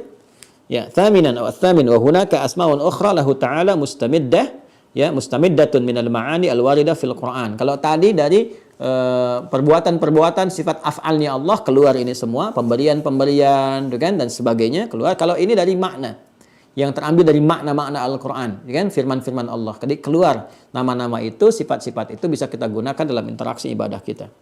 Ya, pertama apa? An-Nur, ya, An-Nur, nurun 'ala nur, ya. Nurun ala nur. An-Nur, kemudian As-Sabur, Ar-Rashid, Al-Muqsit, Al-Wali, Al-Jalil, Al-Adal, Al-Khafid, Al-Wajid, Al-Muqaddim, Al-Muakhir, Ad-Dar, kan? An-Nafi', yang maha membalas, ya, segala orang-orang yang berbuat buruk, berbuat jahat, kan? Dibuat sistem, kalau begini, begini, kalau begitu ya begitu. Nanti kita jelaskan kemudian. Ya, kemudian terakhir An-Nafi', wa yattasilu bidzalika sifata at-takallum wal iradah. Dan terkait dengan itu semua sifat mengkhitab, ya, maha menyampaikan segala hal yang dia kehendaki dan maha berkehendak atas apa yang ia inginkan. Selesai pelajaran kita. Ya, semoga Allah memaafkan kesalahan-kesalahan yang mungkin terlahir dari apa yang saya sampaikan, mengampuni dosa-dosa kita semua dan memberikan jalan kepada kita untuk memahami dengan baik apa yang kita pelajari serta membimbing kita untuk mengamalkan apa yang telah kita pahami. Terima kasih. Mohon maaf atas segala kekurangan, semoga bermanfaat, semoga kita dibimbing oleh Allah Subhanahu wa taala dalam jalan-jalan kebaikan dan istiqamah di dalamnya. Allahumma taqabbal minna innaka antas samiul alim wa tub alaina innaka antat tawwabur rahim. Rabbana atina fid dunya hasanah wa fil akhirati hasanah wa qina adzabannar. Wa sallallahu ala sayyidina Muhammad wa ala alihi wa sahbihi ajma'in. Wa akhiru da'wana alhamdulillahi rabbil alamin. Subhanakallahumma bihamdika asyhadu an la ilaha illa anta astaghfiruka wa atubu ilaik. Demikian ditutup oleh Ustadz Fadil nanti untuk menyampaikan informasi. Assalamualaikum warahmatullahi wabarakatuh.